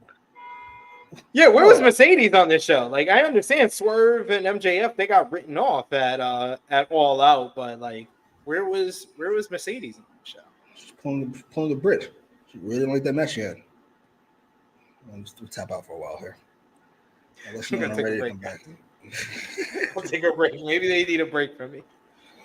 We get a video package of Saraya and her family taking over 0 Hour at All In and the return of Jamie Hayter, as well as highlights of Hayter's 2 matches since her return, further building up this matchup, which I'm sure probably gets added to Grand Slam either on Saturday or next week. Sure. Jamie Hayter's fucking fantastic. Best in the company, not named Willow. I'm here for it. Whatever you want to do, as long as she gets TV time. Sold. Yeah.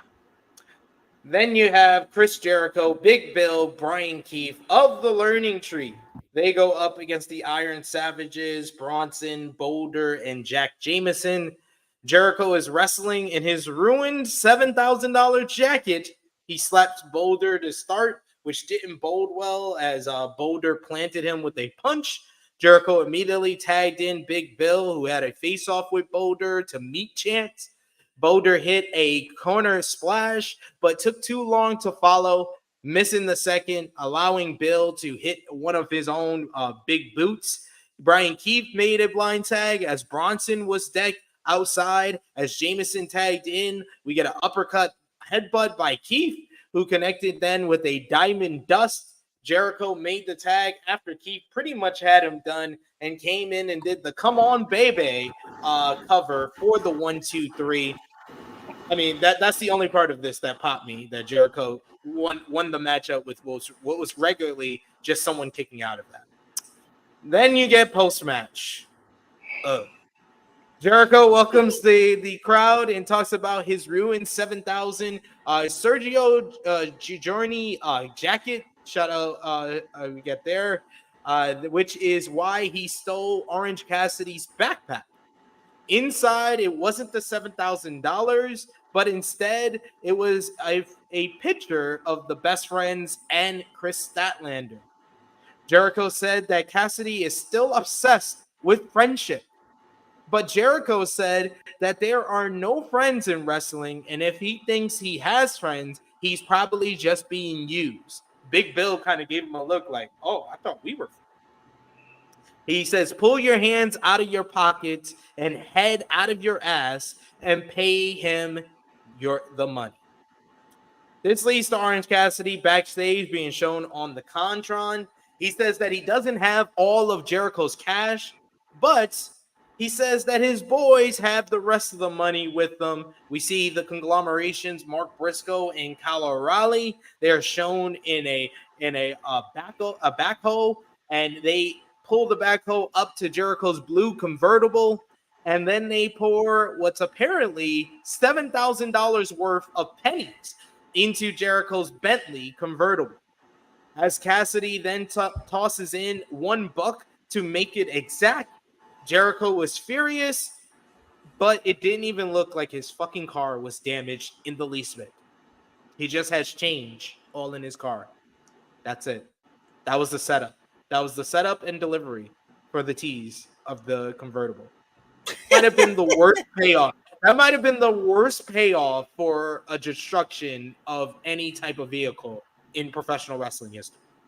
Ooh. But next week, Oy. we have Orange Cassidy going one-on-one with Chris Jericho. Yes, it's 2020 all over again. Godspeed, Orange Cassidy. I think you're going to be stuck in this Jericho vortex again. That a bitch.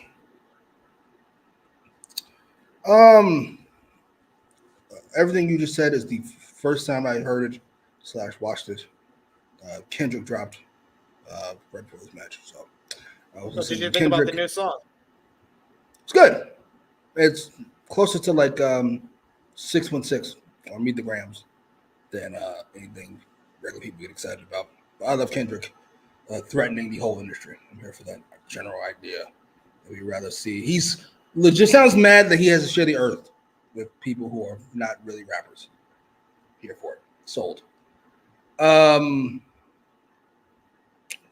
don't know what to make of any of this. I watched the penny thing on Twitter. What the fuck?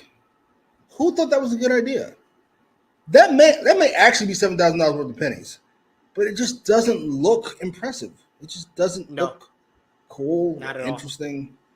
You needed $400,000 worth of pennies, apparently, to make this work. Because this shit was ass. I'm sorry. These are my two least favorite people on. These are two of my four least favorite people in AEW right now. I can't. I cannot. I don't understand. I'd rather watch another Jack Perry match if I have to. At least he can wrestle. This is not interesting at all. Ew. What a comment here by King Potato. Post nut clarity after the Mox Darby segment. It's like all those little things that were bothering me throughout the show that I just ignored, like matches I don't really care about or matches that don't help anybody. I was ignoring because we were getting Moxley and Darby, and then we got the big Moxley Darby. I was like, all right. I didn't like that. I didn't like this either. I don't like this either. This stinks. So, well, all right. Yeah, this was objectively to me the worst segment of the night. It did not look at all like $7,000 worth of pennies. Maybe $7,000 worth of change, but not pennies. I couldn't tell Didn't even look like all pennies. There was silver in there. That's true. So it might have been $7,000 worth of change. What was I gonna say? You should have did like orange juice or something. I don't know. Anything except that. It just looked like, oh, like that's it? Really? All right. Fair enough. We just burned the house last week. This is the best we got? We blow the budget? What are we doing? Big Man Doug says, I wasn't watching 2019 WWE, but this is what I imagined 2019 WWE was. No, it was much worse. Roman Reigns dog food, Shane down live with Shane McMahon as the best in the world. It was much worse. This is more like bad, ruthless aggression, which makes it even more dated. I just think after we saw several murders on Saturday, house burned down last week, this feels so like, what? I thought we had moved on from this. And like a hard move on from this. Yeah. It's frustrating. Nigel McGuinness comes out and he basically is in the ring when we come back from commercial break, and he says there's something he needed to get off of his chest. With Darby Allin putting his AEW world title opportunity on the line at Grand Slam against Jon Moxley, there won't be an AEW world title match. He says, well, that's good news for the champion, who is probably strapped to an iron lung, gasping for air like Justin Roberts when he was choked out with it by his own tie. It's not so good for AEW, though. As a former world champion himself, he believes Grand Slam should have the AEW champion at least compete. McGinnis pulls out a piece of paper and he says that's where he comes in. He asks how many years has he had to watch Bryan Danielson's career having success that should have been his. Bryan Danielson is afraid of Nigel McGinnis. He's afraid of the one match that everyone wants to see. Well, Tony Khan isn't afraid. He knows a money match when he sees one. So at AEW Dynamite Grand Slam, it will be Bryan Danielson versus Nigel McGinnis, who guarantees at Arthur Ashe Stadium that Oasis will play him to the ring.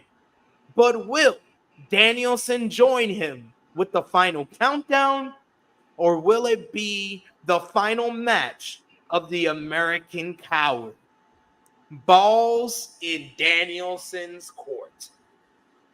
Nigel gives the what I've been told, the British middle finger, the two up, and yes, we got the graphic and everything with the caveat, with the asterisk that says if Bryan is cleared, it will be AEW World Champion Bryan Danielson one-on-one with Nigel McGinnis, 15 years almost to the day, on the eve of the 15th anniversary of the last time they faced each other in Ring of Honor back in 2009. Me and Jimmy were there live, Glory by Honor, the final countdown.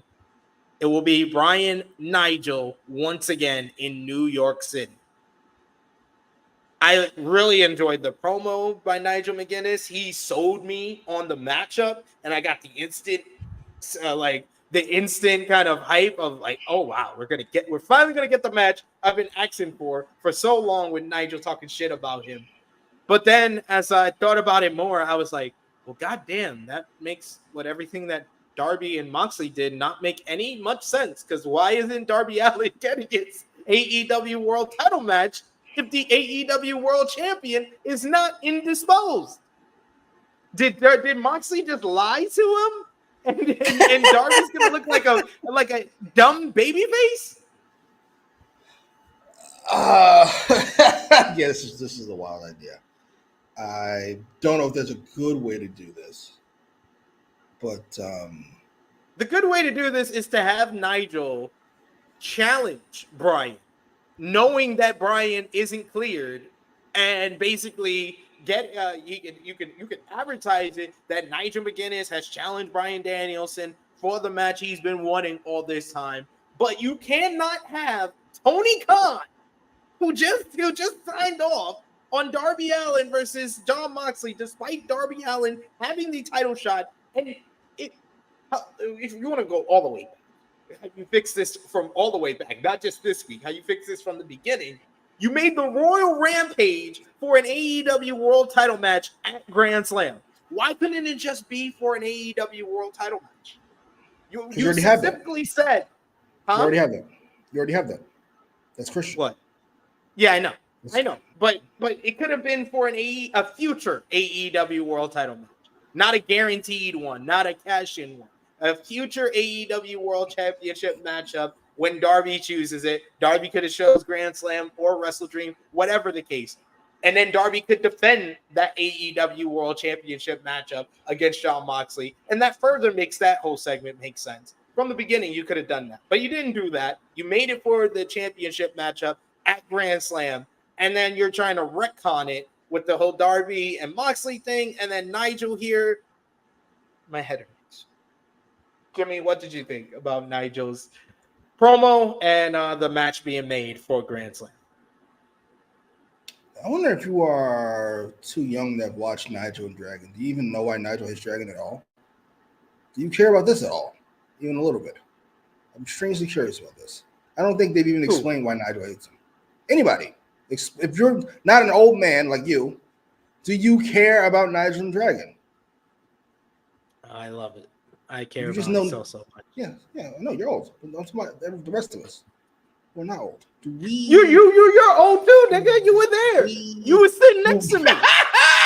Do we care about Nigel and Dragon? That's what I don't understand. Nigel shits on my commentary. He shits on my commentary, but do you even know why? Yeah, that's what I'm saying. It's like a niche audience. Yeah, see, like these motherfuckers don't know. It's just they just know Nigel shits on commentary all the time. Motherfuckers don't even know why. I'm interested. Because I like Nigel. That's true. Right up the alley. Fuck it. Oh, so how many of us now? 700,000. 800,000 just the beginning of the year. 1 million a year ago. Oh well.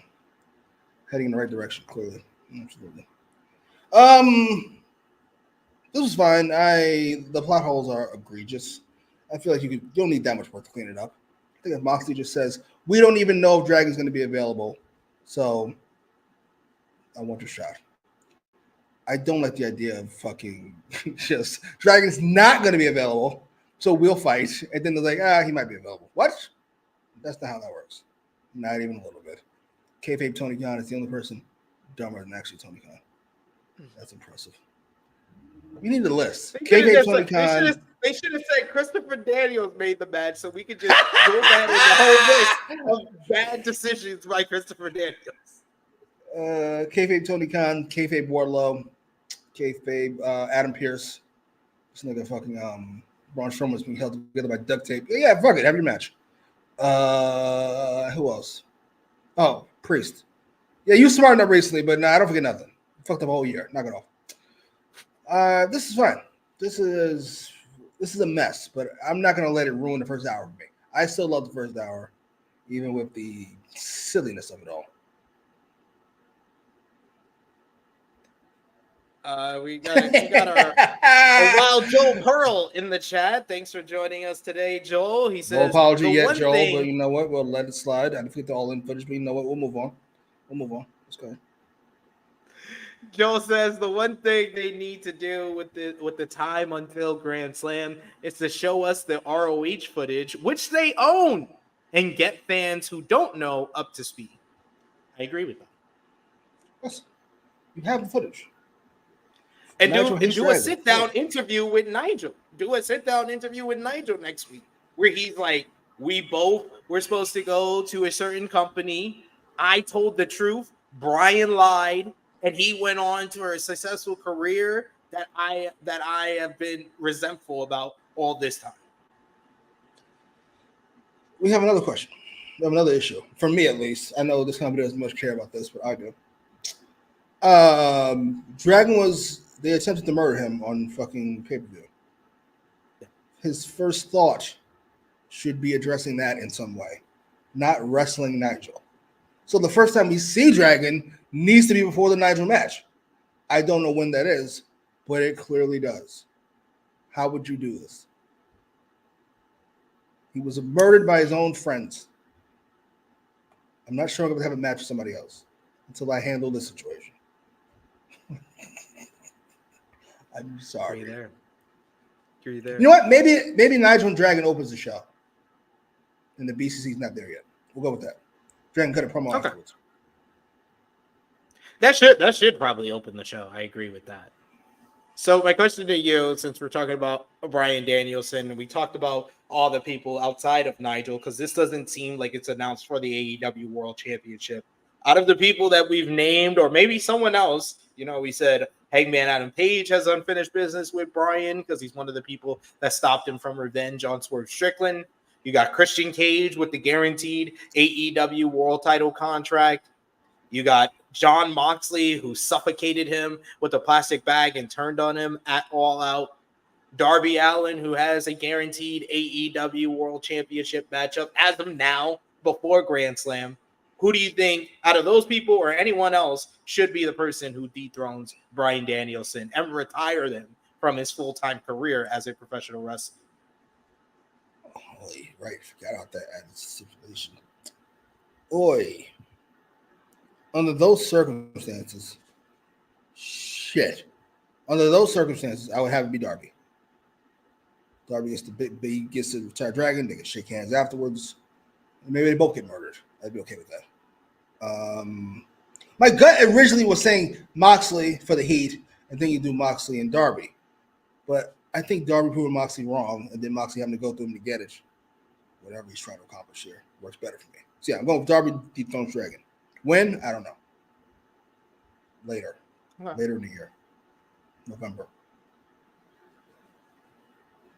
I think if it's Darby, they would do it in Tacoma because they're both from Washington.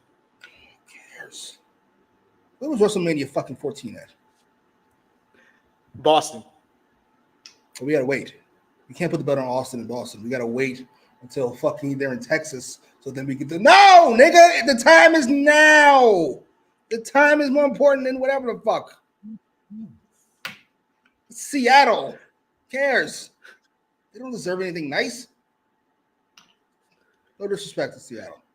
And all you white nationalists up there. I apologize. Please don't show up to my house. Or swerve. I apologize. Oh my God. What is wrong with you? The words and opinions of Jimmy Macram do not necessarily reflect those of True Heel Heat, its viewers, or affiliates. No disrespect. I know you're mad about the Supersonics. You're mad about the way they treat Darby. You're mad that fucking Coon Swerve lost. Stinks. You're mad about the debate with fucking what's-her-face. I know. Just don't take it out on me. I did nothing to you. I don't ask much. Yeah, King Potato, I agree. He says this just feels rushed to try and fill up the Arthur Ashe Stadium as much as possible. Yeah.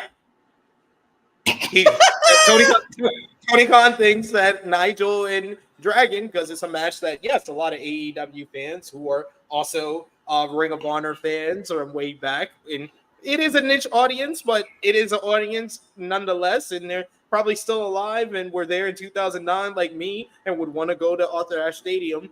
We'll get a ticket now because they're going to see Nigel versus Dragon. How many people are in Arthur Ashe? 20,000? Yeah, they're not getting 20,000. Oh, Jesus. They're at like under 4,000 right now. Holy shit. How many does it hold? I think it holds 20,000. The first one did 20,000. What the fuck is going on in this place? Somebody explain this to me. Why does nobody want to come out to down, man. I know Dave says because ticket sales is down. Ticket sales is down, man. It's their marketing. It's a lot of different factors with why the tickets are down for them. But they seem to do good, like last minute marketing or last minute bringing the price down. And all out was nearly a sellout. They said. Oh yeah, you burned the house down on TV. I hope get some of those fucking cocksuckers up off the couch. All right, fair enough. I didn't know it was that bad. You didn't even wait. And then not getting 20,000. All right, fair enough. I was just wondering. They're not. I mean, I'm just keeping it real. I'm just keeping it real, AEW. I'm sorry. I'm sorry if y'all watching, y'all offended, but I think maybe it might be over. Okay, so the 18 minutes ago, WrestleTakes just posted AEW Grand Slam is at 4,411 out of a current setup of 5,728. Jesus. Is that where the fucking Grand Slam 2 years ago was held or whatever? The first Grand Slam that you went to, yeah. Wow. What the fuck? 23,000 people. All right. Yeah. All right. Fair enough. I can't even imagine. Oh my God. It's not in the same company. Big Man Dog says Tony Khan and AEW ticket sales is a modern day emperor has no pants. I'm so confused by this. I gotta see this WB. Listen, I don't ask for much. I gotta see this WBD number. Just give me the number. I need to know what the number is. Don't tell me it's a large contract. I don't care about that. I need to know if David Zaslav is the dumbest man ever. I don't ask so much. I need to know this. Somebody needs to explain how leverage works because I thought it worked one way my whole life, and apparently it doesn't work that way. If you can lose numbers and get double the deal, how does that work? Somebody needs to explain that to me. I thought it was the other way around. You gain numbers. Still in the ratings, like I told you, it's still in the ratings. The demo still does either top 10 or top 5 every week. But that's not how leverage works. Leverage works is get something. That's valuable. That's valuable to the advertisers that they're looking for. You get, well, yeah. All right. He already told you, King Potato. He already told you. He told you straight up and down. Like this, I don't advocate listening to suits ever. Terrible idea. But this man was apparently telling the truth. He said, "Hey, I ain't overpaying for shit." Then what happened? He ain't overpaying for shit. He ain't bullshitting. He said what he meant. Fair enough. But I don't understand how you can get more money for doing a bad job. Somebody needs to explain that to me. That's not how leverage works. Good job, good things. Bad job, bad things. You would think. Fair enough. Hey, it's what it is. We go to Hook, who is shown talking about he respects Roderick Strong, but once his buddies attacked him after he choked Strong out, things changed. That's not the Strong he respects, but he's challenging Strong anytime and any place for the FTW championship. This sounds like it will be at Grand Slam because Hook is from New York. Get it? Holy. That first hour feels like hours away. What the fuck? Did I change the channel by accident? Holy shit. Oh. All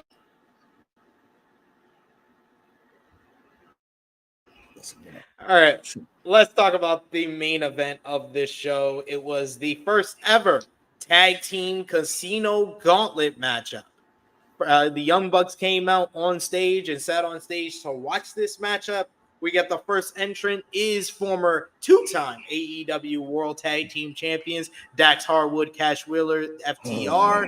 The second entrant were the former United Empire duo of Kyle Fletcher and AEW International Champion Will Ospreay. We get a fast-paced sequence between these two teams, especially Ospreay and Wheeler.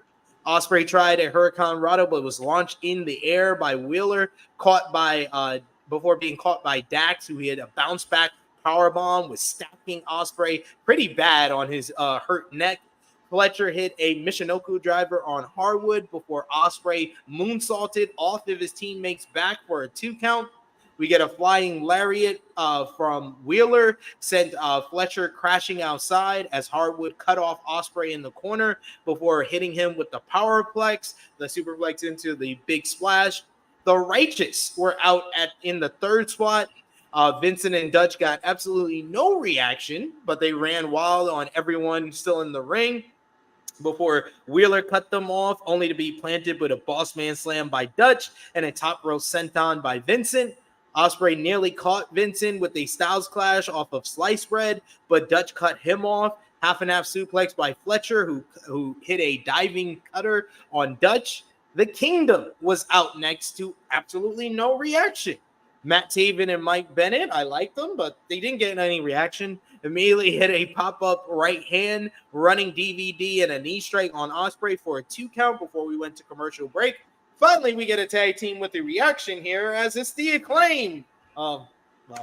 It's the Acclaim. They stare down with the Bucks before hitting the ring. They take the fight to the Righteous and the Kingdom. Meanwhile, FTR, Fletcher, and Ospreay brawl on the outside. Stokely Hathaway was shown applauding in the front row as all of this was happening. Bowens and Caster cleaned house with 2 Faymasters on Harwood before the MXM collection came out at 6. They actually got a good reaction here. They ran wild on the Kingdom. They were about to touch tips when the Acclaim cut them off. A quadruple suplex spot ended up with Big Dutch landing right on the legs of Bennett before we went to another commercial break. Out next was Top Flight. They didn't get a good reaction here, not a reaction at all. But what did get a good reaction is when Will Ospreay squared off with Dante Martin, getting a little flippy sequence here.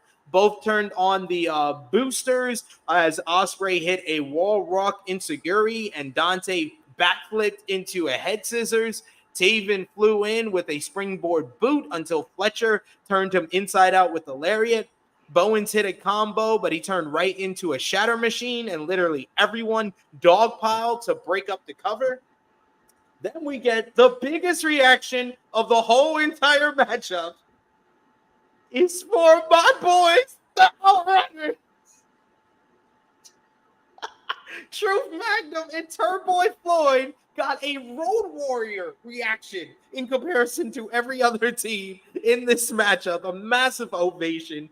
They come in, they standing in the middle of everyone who did the dog pile, and they start slamming each and every person with body slams. Floyd and Magnum are the most over guys in this whole entire matchup. They hit a double team elbow drop and a slingshot dive on the Righteous.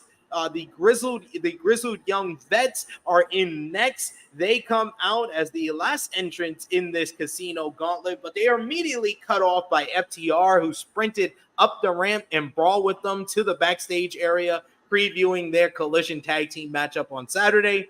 Everyone piles up on the floor, leaving Turbo Floyd to hit a big superplex on Mansoor to our suplex spot onto the pile.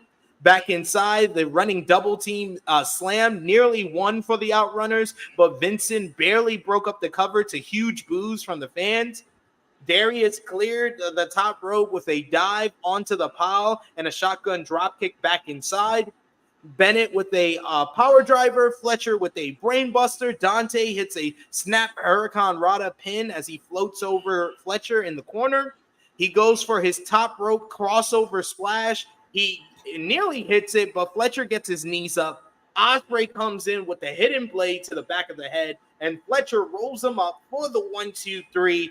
Kyle Fletcher and Will Ospreay are your number one contenders to verse Matthew and Nicholas Jackson, the Young Bucks, for the AEW World Tag Team Championships.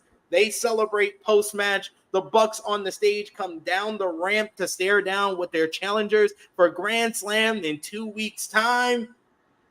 Will Ospreay big leagues the entire tag team division. But hey, the matchup at Grand Slam should be awesome with Ospreay and Fletcher versus the Young Bucks. And this match next week should be awesome, as it was announced following Dynamite. It will be Will Ospreay teaming up with the Don Callis families, Kyle Fletcher and Konosuke Takeshita, to verse the Elites, Matthew and Nicholas Jackson, the Young Bucks, and Kashika Okada. What did you think about the Casino Gauntlet matchup and Ospreay and Fletcher picking up the win? This match stunk. I don't want to be rude. I don't want to overstate. It stunk. Comparatively to the other casino fucking matches. Gauntlets. In a vacuum, it was fine. It's a little boring because nobody cares about any of these people here except the Acclaimed and the Outrunners. What? I don't know who the but they are apparently over as fuck. They are currently shipping God knows how much merch. They are ahead of quite a few people I could name. I won't name anybody because you're going to think I don't like them. Swerve. I thought you weren't going to name anybody. I knew you were. I got to be honest. I was really down as you recap this match. Then you brought up the six-man tag that we're going to get next week. That's a main event. I don't have so much. That's a quality main event. It's an odd way to promote the match for Grand Slam. Hey, do you want to see a better version of the Grand Slam match before Grand Slam? Sure. Absolutely. Sign me up. But yeah, this was indicative of where the tag team division is these days. Big enough to get a main event, I suppose, but small enough for Will Ospreay to crush. Just a move. Not take that much effort to do it. Holy shit. When are we going to have a conversation about Will Ospreay? This is egregious. Now listen, it's just a tag division, so nobody gives a fuck. But this is egregious. He's about to put himself in the Pantheon. And he'd be the most talented person in there, in my opinion. At least in the ring. Just be him and Shawn Michaels, that's about it. So who's the Pantheon? Let the people know who's the Pantheon. You got Hollywood, Hulk Hogan, obviously, as the king by far. You could add the rest of them niggas together. They don't equal Hulk's name. Not only in impact, but in politics. It's not close. Then Shawn Michaels, try to do chronological order. Then Shawn Michaels. Then Triple H. Then Jeff Jarrett. John Cena should probably be in there though. He's made a lot of penance. The Nexus move gets him in there. Yeah. Roman, though not as egregiously to me. He'd probably be at the bottom. I mean, I have to sit through. I mean, a lot of people feel like having to sit through Solo Sikoa, the main eventer. It's Roman? Oh shit! That's on Roman.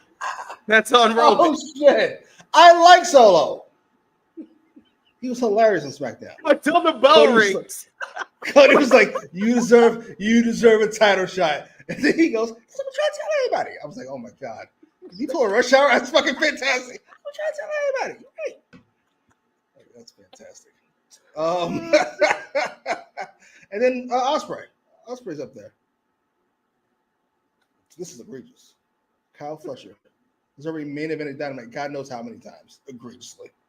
And now he gets the tag title shot over actual tag teams. What the fuck is going on here? With dead straight fucking face, he said it. That's a superpower. You can say it with a straight face. Not even blink. And every single lie detector test he passed. He really believes this shit. Never once, brother. It's not my style. I never used my creative control. Oh, blasphemy. Oh yeah, The Rock. Nah, listen, where's The Rock bothers me these days? Because he's a walking corporation. It took him like 30 years, to be fair. I watched this nigga lose to the Boss Man. I watched him take a pin from one of the Holly cousins. I gotta give him a little bit of a pass for this egregious shit. That's all. A little bit. Just a little bit. He'd be at the bottom with Roman and me. Hogan's at the top. That. Bigger. What? Hogan's at the top. Roman's putting on the whole family. Hey, I like Solo. I don't care what show says. I like Jacob too. Until the bell rings. So name your top 5 Solo Sikoa matches. I couldn't name my top 5 Will Ospreay matches. That's not a good parameter to do that. I don't care about matches. You can. You have one of Will Ospreay's matches at 5 stars. You can name one. Kenny Omega, right? Dragon. Name one good. Oh, Pac. Pac. He just said Pac. Name one. Name one. Name one good Hulk Hogan match? Who cares? Why is that the parameter for a fucking Ultimate Warrior? When was the last time you watched that match? Oh, I actually watched it recently before WrestleMania. What did you think? It's one of the best structured matches of all time. Best structured matches, absolutely. It feels very much like an NXT takeover match where these guys have practiced this match a bunch of times and are just executing it the best they can at this moment. Very true. Yeah, I don't care about matches. It means nothing to me. Not even a little bit. Not even a little bit. That's why Stevie Ray's better than Pac. It is what it is. You can argue with somebody else. Stevie Ray better than Pac.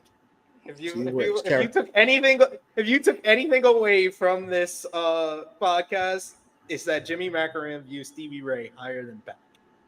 Yes, Stevie Ray, legitimate badass, charismatic out the wazoo, and looks like $1 million. Pac flips. All right, well. And he looks like $1 million.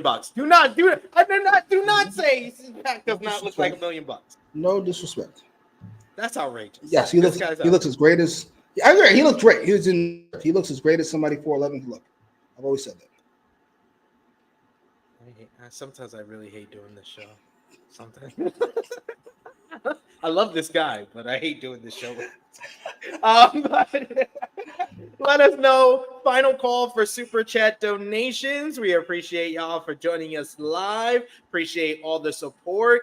And of course, remember to drop the thumbs up on this video. We've come to the end of our review of AEW Dynamite. So that's why we're calling for final call for super chat donations. But also, you can let us know your match of the night, MVP, LVP, out of 10. What did you give the show? Thumbs up, thumbs down, thumbs in the middle. For me and Jimmy, for the September 11, 2024 edition of AEW Dynamite in 3, 2, 1. slight thumbs up. Just passing. Yeah, I guess. I'm gonna give it a 7 out of 10. What did you give? Same. 7. It was fucking genius. Oh, our child was heinous, by the way. You didn't mention that. He's always heinous. He fucked up tonight, but he was horrible on fucking pay-per-view. Fucking Packers got the brutalizer on. Osprey's so far away from the ropes. This is so fucked. This is a dire situation. Nigel's talking about he might actually pass out. Sometimes you're in so much pain, you just pass the fuck out. And what does shitty ass Caliber say? You know, it's 5 years from the day of this very same event where fucking Pac beat Kenny Omega with this. What are you babbling about? What the fuck? Heinous. Heinous. Easily the worst in the business. And it's not that close. Not that close. It's not that close.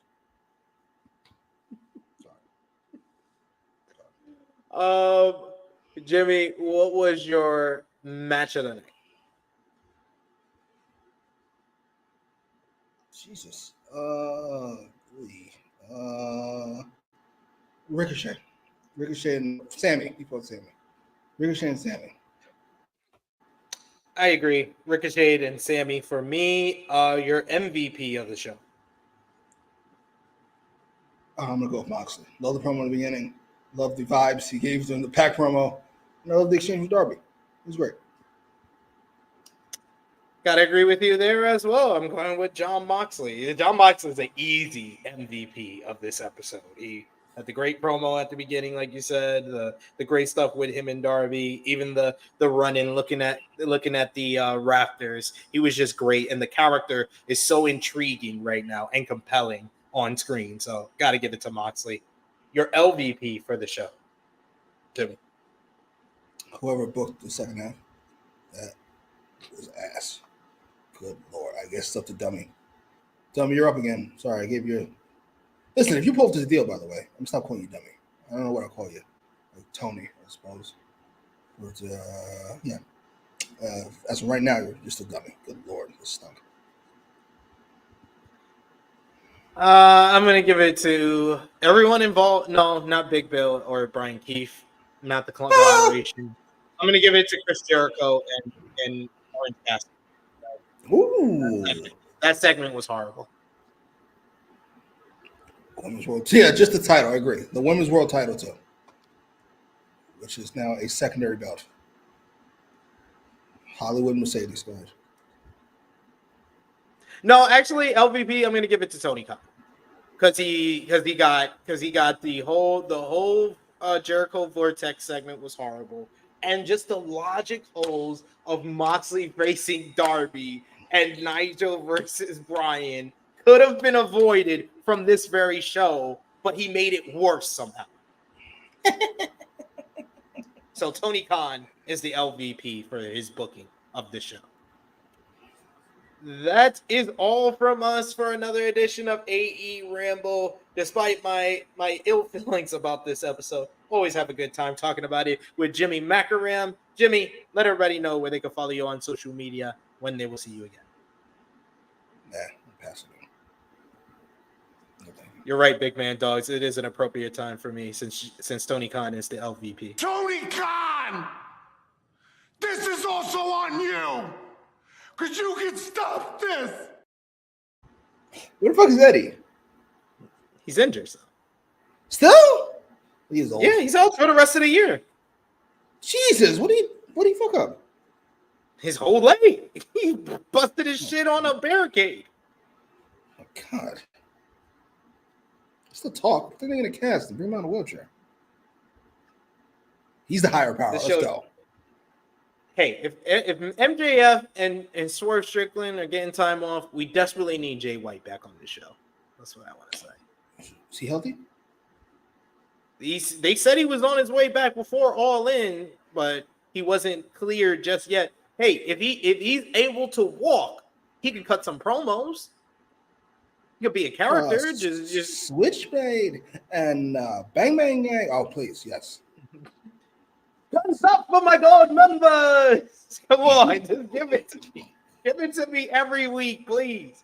But You can follow me on the Twitter machine at TrueHillSP3. You can follow the gang, Facebook, Twitter, Instagram, TikTok at True Hill Heat. We also got, patreon.com/True Hill Heat, $3 a month. Gets you exclusive content. The True Hill Heat Prediction Championship will be coming back soon, I've been told. And of course, go over to True Hill Heat Sports and Entertainment, where we got our Power Book 2 Ghost Season 4 reviews. We also got reviews of Hard Knocks off-season with New York Giants, as well as a Hard Knocks off-season with the Chicago Bears that's going to be dropping later this week over on the second channel. So go over and check that out. We will not be live here tomorrow, but we will be dropping some content for you. I did an exclusive interview with former three-time TNA World Champion Moose ahead of TNA Victory Road. So that will be dropping tomorrow afternoon. So hit the subscribe button, hit the bell to stay notified so you know when that goes live here on the channel. And I will be back live with you all 11:05 a.m. Eastern Time, the True Hill Heat flagship podcast. So join me, Miss Chrissy Love, and the True Jaw Josh talking about All Out and everything from this past week in professional wrestling as only we can. And if you like my content outside of the True Hill Heatverse, I'll be live with Kate starting at 9 p.m. Eastern Time with our ROH post show over on the Fightful main channel. So join me for that as well. Me and Jimmy will be back with you next Thursday, 1:05 p.m. Eastern Time, AEWramble, the best AEW Dynamite review in the land. So for Jimmy, it is me, your True Hill Phenom, SP3. This has been AEWramble 163. And that over. We are signing off until next time. Later, y'all.